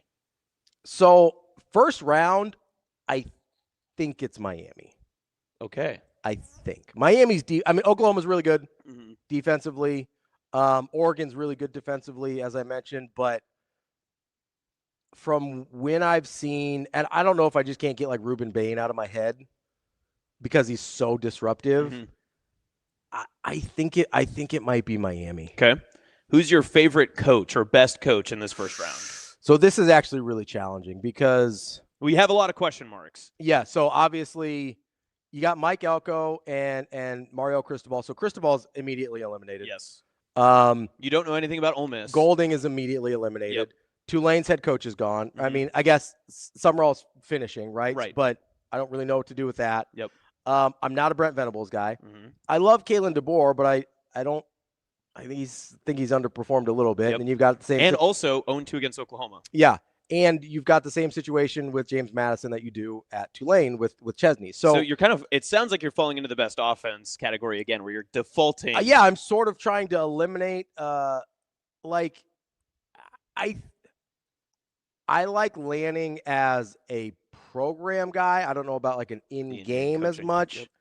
I think I'm going to land on Elko. Okay. I think I'm going to take Elko, although Lanning is in the conversation for sure. Okay. A little bit harder, so I wanted to give you some time to be able to think about this, and we can come back to it if need. Do you have a best individual player across all teams? Like, is there one that stands out above the rest for you? Yeah, so, I mean, we talked about some of these guys when we're talking transfer portal and quarterbacks and stuff like that. It's really easy to go quarterback here. I think in terms of, and I don't know what his numbers ended up on the season, but in terms of guys that I've seen dominate a game and just kind of really, really wow me, I think I might have to go with Ruben Bain from Miami. Okay. Just like he's so disruptive on that defensive line for Miami. I feel okay about that. I didn't want to go easy and go quarterback. I think I'm going to go Ruben Bain. This is where things get more interesting, and this is a lot more subjectivity from you. Honorable mention real quick. Yes. I do love Ryan Williams from Alabama. Like, I get that he doesn't put up some of the same stats, but absolutely electric with the football. I would have said Kawan Lacey, Ole Miss. Kawan Lacey is also very, very good. Easiest path. Ooh. Tough to say because, so this is more preliminary on who you play next, right? Yes. Because it's harder to project like down the line. Like, but Ole Miss has Tulane, but then they have Georgia. Yes. Oregon has James Madison. Then they have Texas Tech. And then they would have the winner of Indiana versus Alabama, Oklahoma. There's not like a lot of easy paths. I mean, Miami, Texas A&M winner goes to play Ohio State. So they're automatically eliminated in the easiest path. They just are. Yep. Alabama and Oklahoma have to play each other and then Indiana. So they're automatically eliminated. So basically I'm down to either Ole Miss or Oregon. And I actually think Texas Tech might be better than Georgia, but I don't know. Mm-hmm. I'm going to say Oregon. Okay. I don't feel great about that. Okay. We're just first round easy, just right? Basically first round, and then if you want to look ahead, it's Well, I mean, easy just for teams playing in the first round. Yes, right. Yeah. Because obviously a team with a bye has it. Right, makes it you have one less way game. easier. Yeah. Most battle-tested team, and this could just be kind of like off the hip. Like, which one do you think had the toughest path to get to where they are? I don't know if it's toughest path, but in instant reaction, the team that I trust the most because I think they've been through it is Georgia. Okay. I mean, not a first-round team, but yeah. Oh yeah, sorry. First-round team. Oh God. See, this is where it gets interesting, right? It's not A&M because their schedule was terrible. Mm-hmm. Not Oregon. I mean, the only top 25 team that they actually played was Indiana. And they lost. It might be Oklahoma. Oklahoma had a pretty rough schedule, I think, if I remember. I'm going to go Oklahoma. They got bailed out a lot of times, too. And last one, most talented team overall. And I actually do have some rankings that help with this, if you would like it just to be filled in. Most talented team overall. So, I mean, are you using the 24/7 talent rankings? Yes. So this is.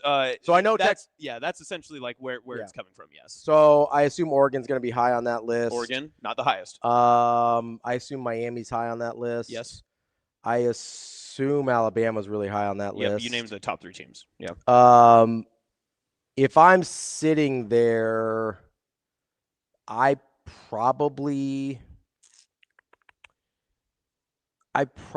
just pure talent, I probably go Alabama. Okay. All right. So you had Oregon, the best offense, Miami, the best defense, best coach was Mike Elko, Ruben Bain, the most individual player for Miami, the easiest path being Oregon, most battle-tested team is Oklahoma, and the most talented overall is Alabama. And again, this isn't like some computer ranking. I didn't put this into some Excel sheet or like power rank any of these things. I actually came out with all of this.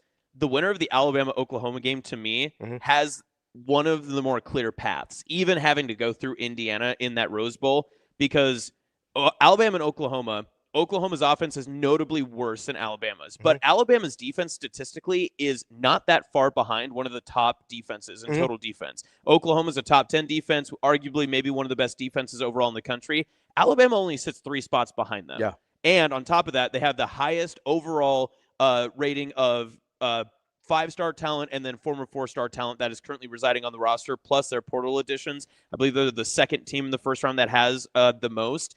And they play an Indiana team that moves up that they would obviously have a talent advantage over in that regard. Maybe not, of course, what the on-field play says too. I just can't get over the Signetti of it all. Fair. You know. Now, the other part of it as well is that they can win in close games. They've had the closest margin of victories over SEC opponents, which I know you kind of find to be a bit of a hoax, but they are playing an SEC team again, and they're playing Oklahoma for the second time this season, and it would be in Norman. So if you get past that test, who's to say that you can't keep moving forward? I just hate how Alabama's playing right now. Absolutely. Like, and that's the hard part. I That's the completely hard agree. part here. And so that's where I'm coming from, that it's weird to look at all these because the second team that was on there is actually Miami. When I looked at, yes, they have one of the highest rated overall talents. You can argue that they have some of the best individual pieces that kind of fit around. If you get a good Carson Beck, anything's possible with good Carson Beck. But also Mario Cristobal will crap away a game. 100%. You know. And you don't like their matchup with Ohio State, neither would I. No. But as you look kind of down the list, I think the top of the bracket favors a run from a first-round team more than the bottom bracket because I would agree. Indiana in the Rose Bowl game, again, you don't want to keep labeling Indiana things that they haven't already proven. They haven't been to a Rose Bowl game. And really, the way that they celebrated that Big Ten championship game, you can kind of look and say, man, they really wanted that game. Like they were all in on that. Not saying that this is the cap of their season, but the number 1 overall seed that was the Big Ten champion lost in the Rose Bowl a year ago to the team that won the 8-9 game. I think for me, I do think the top of the bracket is easier, but I think it's because Georgia and Ohio State, I think, are my favorites coming out of this. I think it has less to do with Indiana and more to do with just the bottom half, I think, is a juggernaut. I do think that there's a chance that whoever wins the 8-9, Alabama, Oklahoma, has a good enough defense, and I think it's Alabama, with a competent enough offense that if they don't play outside of their own brain, I think they can muck it up and win 2 or 3 games and end up in a semifinal that we wouldn't be surprised by. We will make our picks in Bet On It after this next segment. We're going to talk to Wilson Moore from the Omaha World Herald about some Husker hoops. That's awesome. I'm Ravi. It's Hurrdat Sports Live. It's the season of New Tradition sales event at our brand new Edwards Kia Council Bluffs location. Lease the 2026 Kia Sportage EX starting at just $249 a month. Brand new showroom, big holiday savings. Or lease the 2025 Kia Telluride S starting at $329 a month. Or finance at 0.9% for 60 months. Plus, every new purchase includes a free electric scooter. Don't wait. Celebrate the season at our brand new Edwards Kia location in Council Bluffs.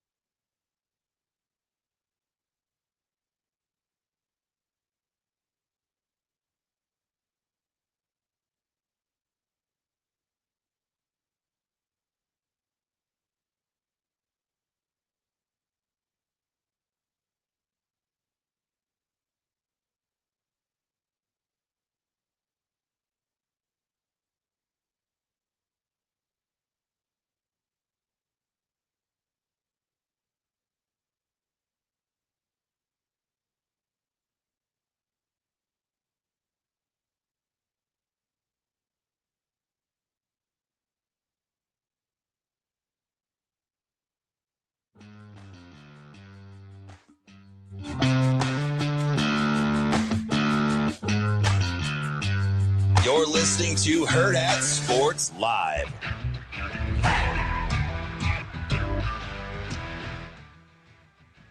We're back here on Hurrdat Sports Live. That's awesome. I'm Ravi here at Hurrdat Sports Bar and Grill. We are joined now by Wilson Moore. He covers Nebraska basketball for the Omaha World Herald. Wilson, how are we doing this morning? Doing pretty well. Thanks for having me. Wilson, good to hear from you and talk with you. Last time I saw you, it was a cold day in early December. Now it's a cold day in mid-December. So I'm just glad that Husker basketball has been keeping you warm with all of your travels. How was that Illinois trip? It was great. Yeah, that's one of my favorite arenas in the Big Ten. Been there a few times now. Best media seating in the Big Ten. You're right behind the bench in front of the student section. You just got the wall of sound coming down on you. That's a great environment there in Champaign. Made for a pretty great basketball game. Were you worried about getting out there? Because there was a blizzard going on outside, wasn't it? Yeah. Actually, going into the game, I was a little up in the air. I was like, maybe I'll try to, just swing it right around and make it back to Nebraska. Like after the game, I think if it had been real quick, I would have done that. And then I think maybe I could drive a few hours, like Peoria, Illinois or something, chop a few hours off to the next day, stay there. And then the snow hit and I just stayed another night. Made it a lot simpler. Rough having to stay in Champaign 2 days in a row.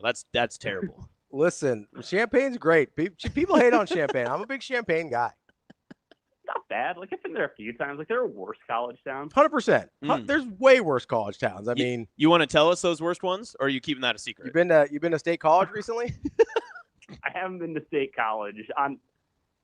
Why not? Bottom of my list is Stillwater, Oklahoma. I went there once. It was not a good time. I mean, listen, you pick any school town in Oklahoma, and you're pretty much safe. Stillwater, Norman, Edmond, if you go D2, like any of those. Yeah, there's not a lot positive going on there. Wilson, there is a lot positive going on, obviously, for Nebraska basketball. And listen, I'm gonna start throwing some tough ones at you quick here, because I'm sitting here and I'm looking at their schedule, and obviously you feel pretty good about the next two games with North Dakota and New Hampshire. You don't feel like you're fast forwarding too much to get them to 13-0. And I'm looking at the rest of the schedule and I go, like a 24-25 win season is on the table. Have you allowed yourself to start thinking about the ceiling of this team in terms of regular season and what seeding that could relate to in the NCAA tournament? Yeah, a little bit.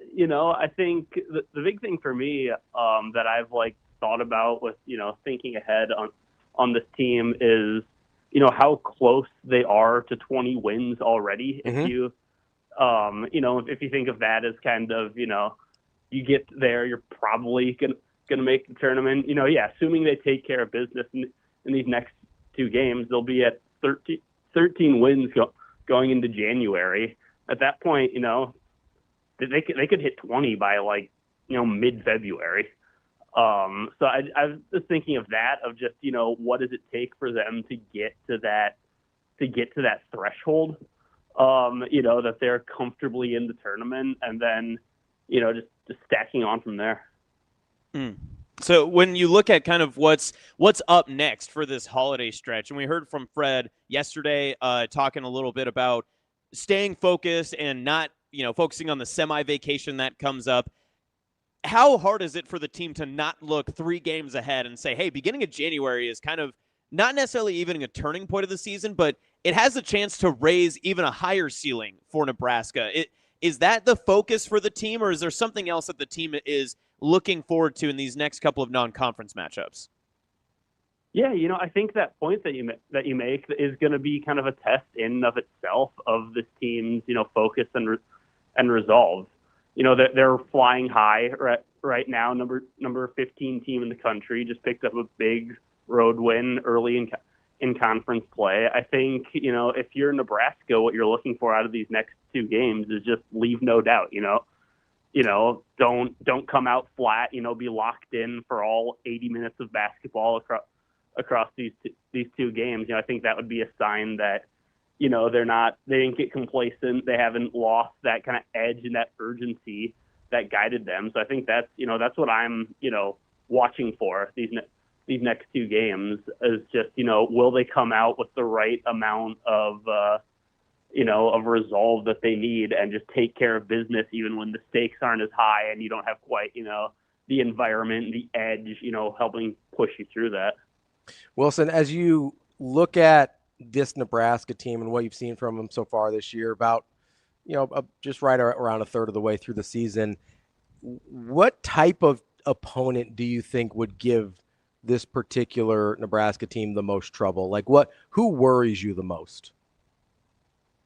I would say someone big and physical in the front court that gets a lot of rebounds. I mean, saying Michigan might be a cop-out with the way they're just I think Michigan scares everybody in their path right now. But, I mean, just, I think, when you think about that Illinois game, what gave Nebraska the most trouble was rebounding, was allowing Illinois to get offensive rebounds. That's because Illinois is a big, long, physical team.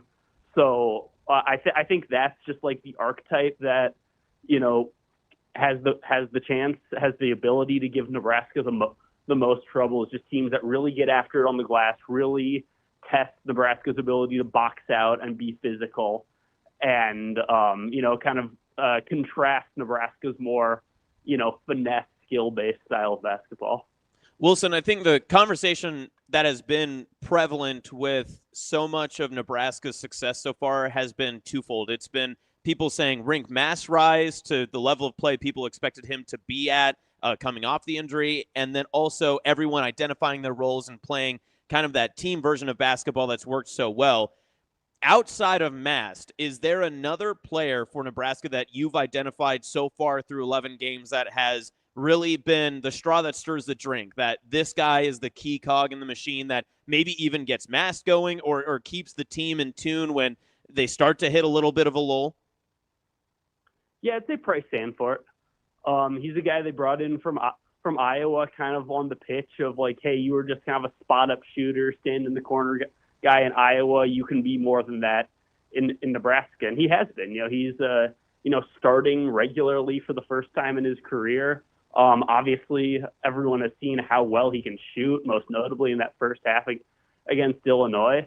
But he's done a lot in the offense. He's a guy that they've empowered a little bit more to put the ball on the floor, get to the rim, find his spots, and create his own offense rather than just being, the end result as a three off of something else. So I think Price Stanford's been really big for them. His rebounding has improved this season, just as a guy who can kind of get things going early, as you saw against Illinois, and really stretch out a defense, and create looks for other guys just with the sheer amount of attention he gets on the perimeter when he's hot.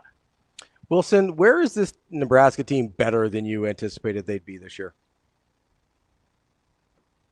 I'd say defensively so far. That was my concern coming in, or one of my reservations coming in, was I didn't know that they really had, the defensive stoppers along the perimeter other than like Sam Hoiberg and Jamarcus Lawrence, and B, the rim protection underneath the basket. But when you watch them there, especially these past, I would say Creighton and Wisconsin were their two best performances in this, just like their communication and the way they hustle and fly around on defense. It's been better than I expected, especially after, some of the, felt like, Winthrop and USC Upstate kind of found some things that worked for them offensively against Nebraska, but Nebraska's just activity and hustle, and it was just a flurry against Creighton and Wisconsin. It really kind of tied up a couple of those loose ends.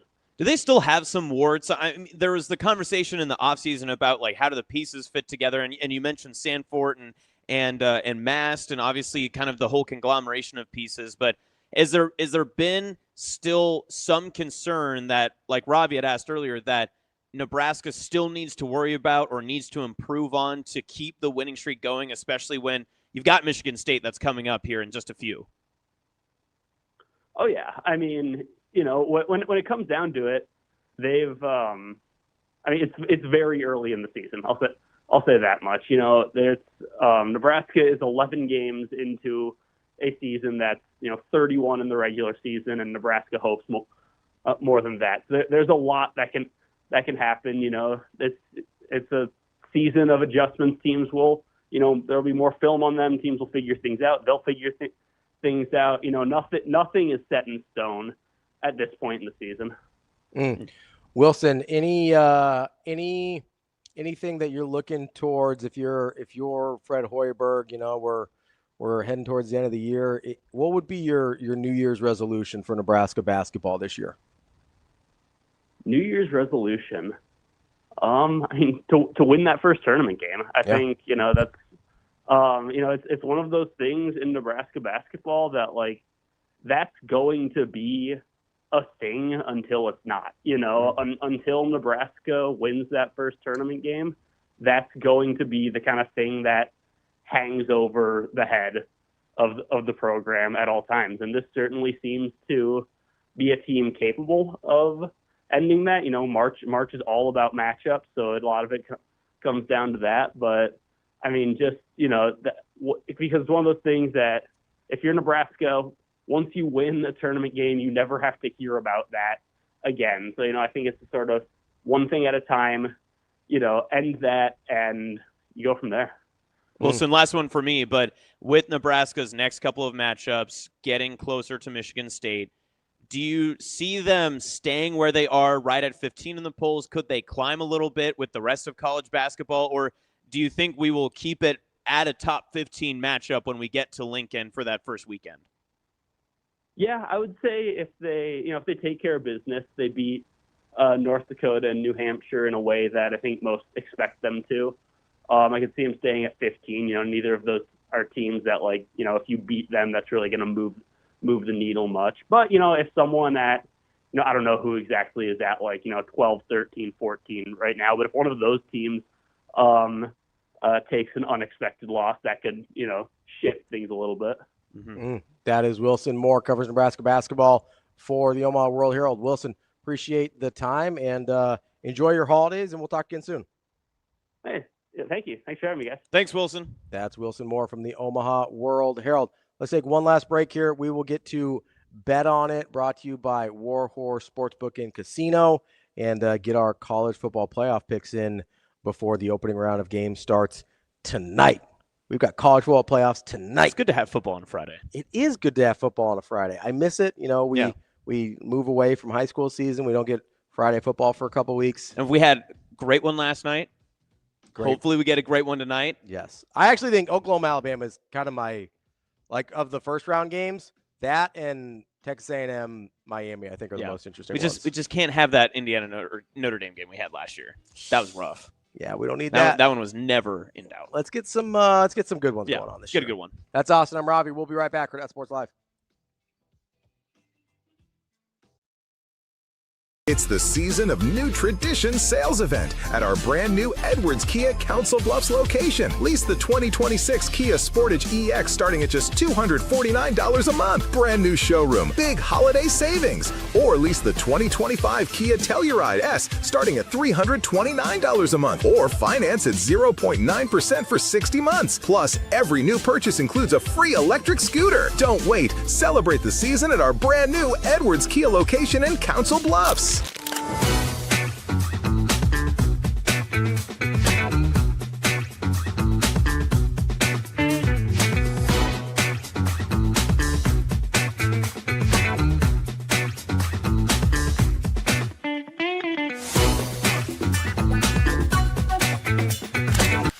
Fun Millard night. Liz got us off to a great start. Thought the first half we were pretty good at both ends. Second half was more spotty. I felt like we let down defensively. We had too many turnovers. I think at half the turnovers were 13-1, and we had 9 second half turnovers. So we got to clean that up. I told them we can't play to the score, and I felt like we did that a little bit in the second half. But it was nice to see everybody. These two were really good offensively, and made some plays on the other end too. So it's a process, but I think you see how talented our freshman group is, and happy for them. Hopefully they don't, because of the way they shot it, hopefully they're not thinking about leaving to come here and play in this gym.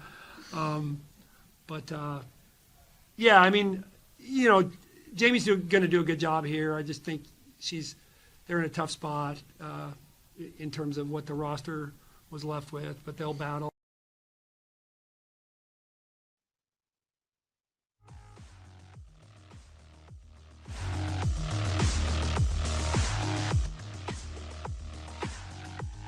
You're listening to Hurrdat Sports Live.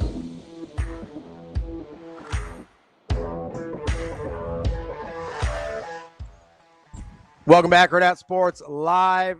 That's awesome. I'm Ravi here at Hurrdat Sports Bar and Grill. It's time for Bet On It, brought to you by War Horse Sportsbook and Casino, the best place in Nebraska to place your sports bets, and frankly, the best place anywhere in the region to place your sports bets.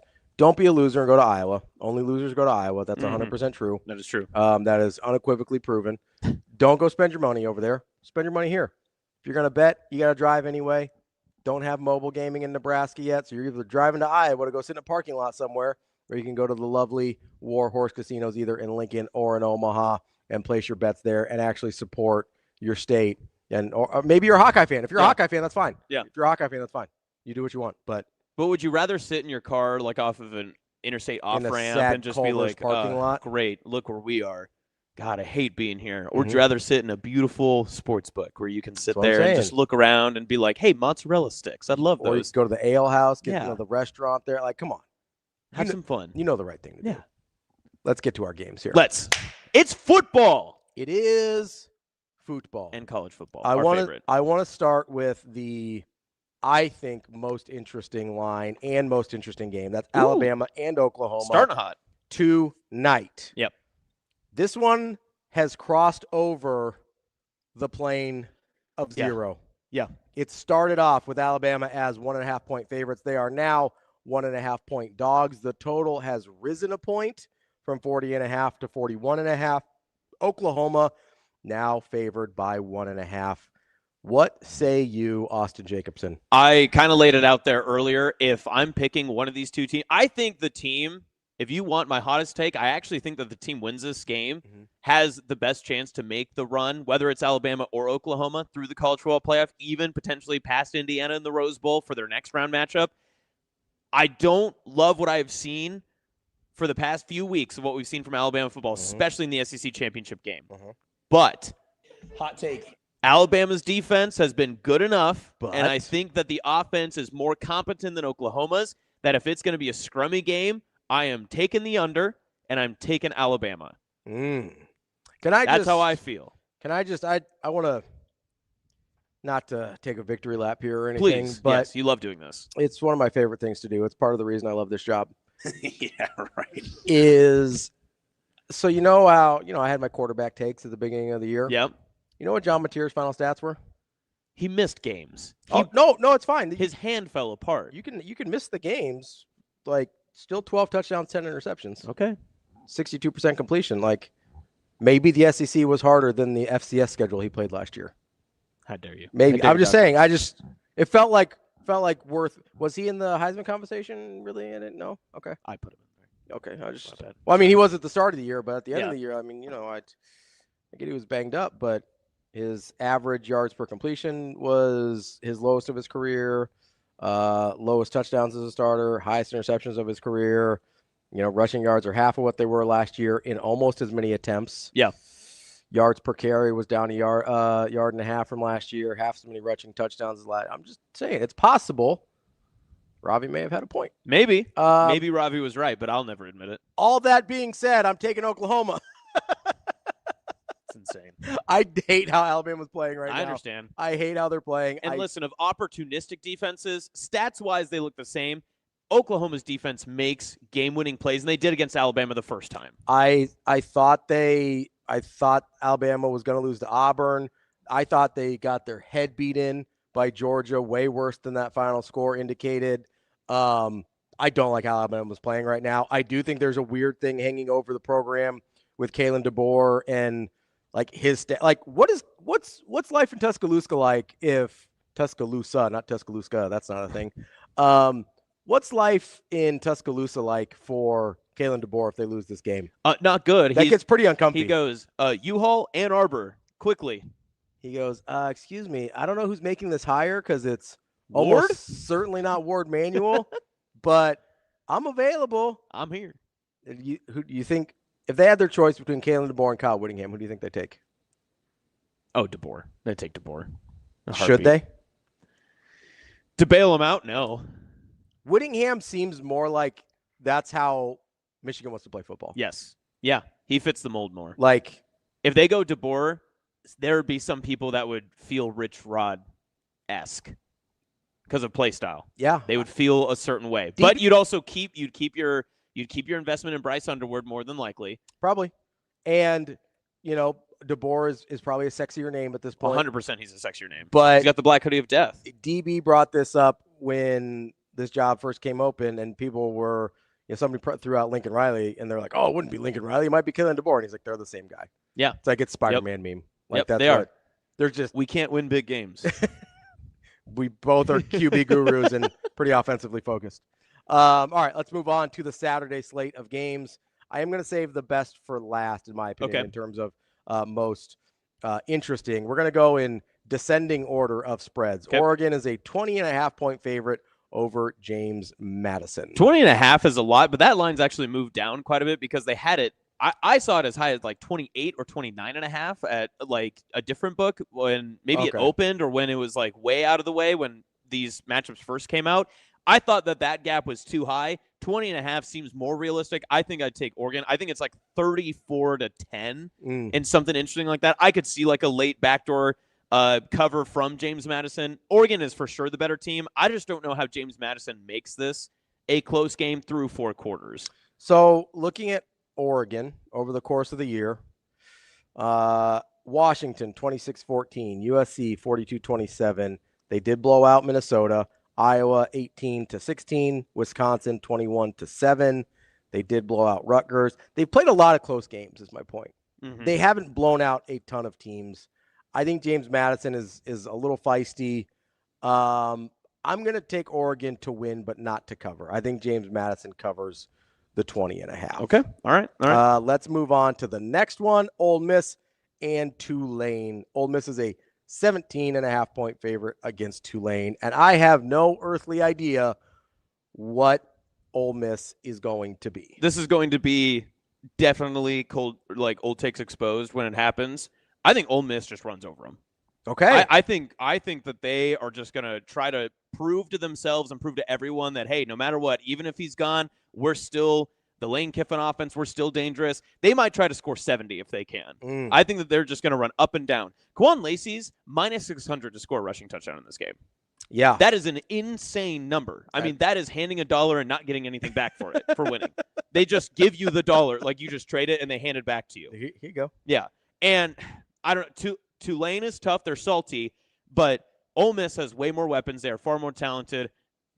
Everything leans towards Ole Miss's favor. But you're right. The coaching question is up in the air. And especially if this game is close and a coaching decision comes down to the wire, the fact that Tulane still has their head coach, and this is the very first coaching experience in a major opportunity or in any opportunity for Ole Miss, I don't want it to be close. I just think Ole Miss is going to do whatever they can to blow open the doors early on this one. I'm taking Tulane to cover.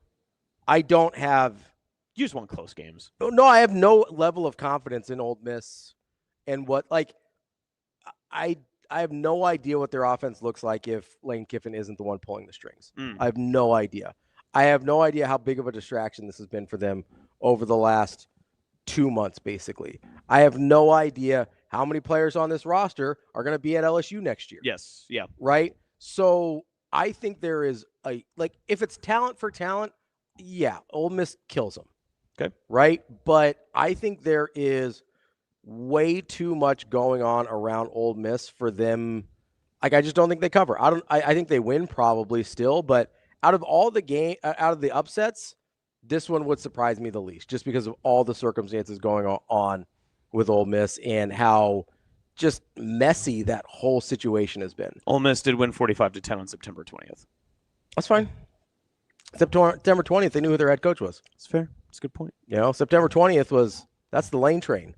September 20th felt like a really good day when it started back in the day. It certainly did. Yeah. It's been a while now. It has been. It's been a long time. I kind of want to go back to the person I was back then. Oh, my gosh.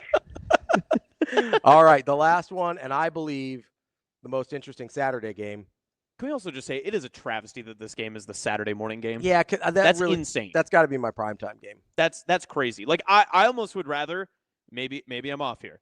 I'd almost rather move this to the Friday night game and put Alabama, Oklahoma. Like, if you're like, hey, this is the only spot that you can have this, I think I'd rather have this be the Friday night and do that Saturday morning. I think they this should be one of the night games. Alabama, Oklahoma should be the other night game. Okay. Yeah, no, I don't disagree there. Like, this isn't hard, guys. Figure it out.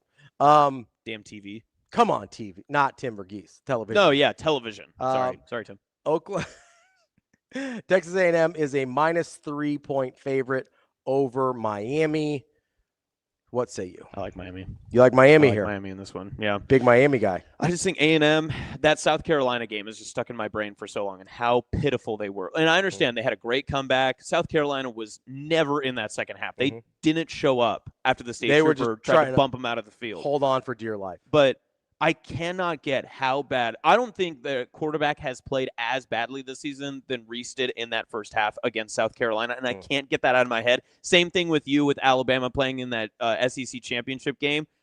Miami, again, the crystal ball of it all is the worst part because you know if it's like a 3 or 2 point game and Miami's in the lead, he'll like take a safety and be like, okay, good, it's tied up. Now we're good. He'll do something completely weird and dumb that you won't ever be able to understand or explain, and he'll go in the press conference being like, yeah, my bad. I just made a dumb decision. Yes, you do, Mario. You do it every once in a while. You hope that doesn't come to fruition. In my opinion, I think Miami has a more talented defense. I think they have the more opportunistic defense. A&M gets a lot of sacks. But if they give up the big play, I think Miami, if they've got good Carson Beck, this is a Miami team that has a good chance of moving into Ohio State and maybe putting a scare into the Buckeyes. I don't see the same with A&M. If I had to make you pick right off the top of your head, because I assume you haven't looked them up recently. Okay. Who do you think had a better year, Marcel Reed for Texas A&M or Carson Beck for Miami? I think Reed did.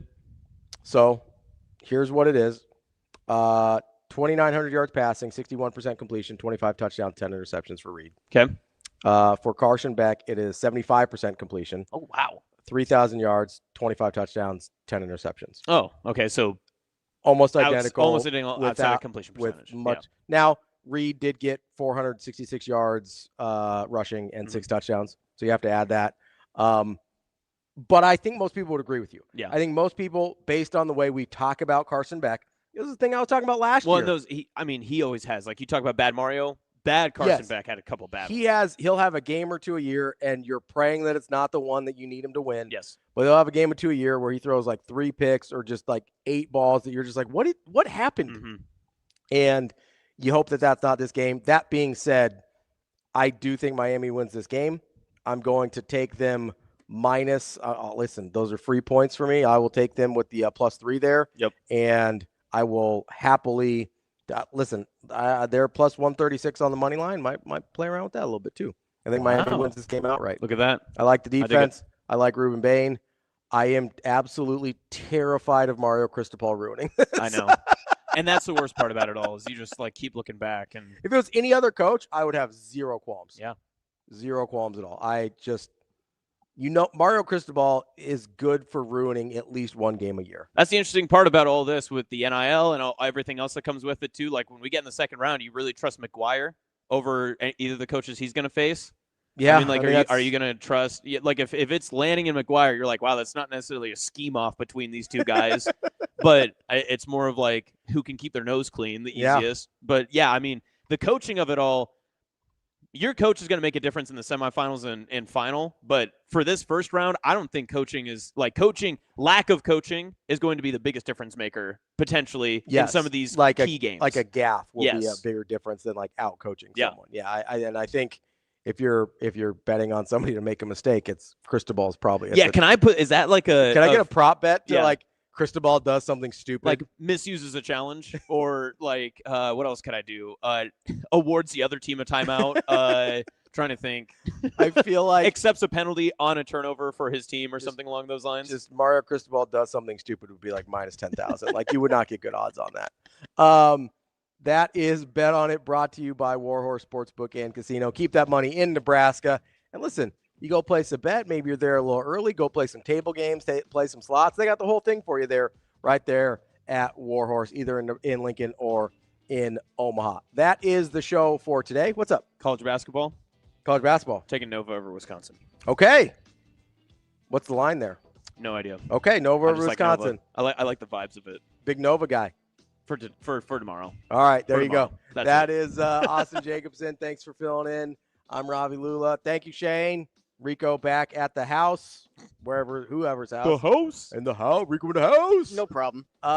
We will be back on Monday. That's Hurrdat Sports Live.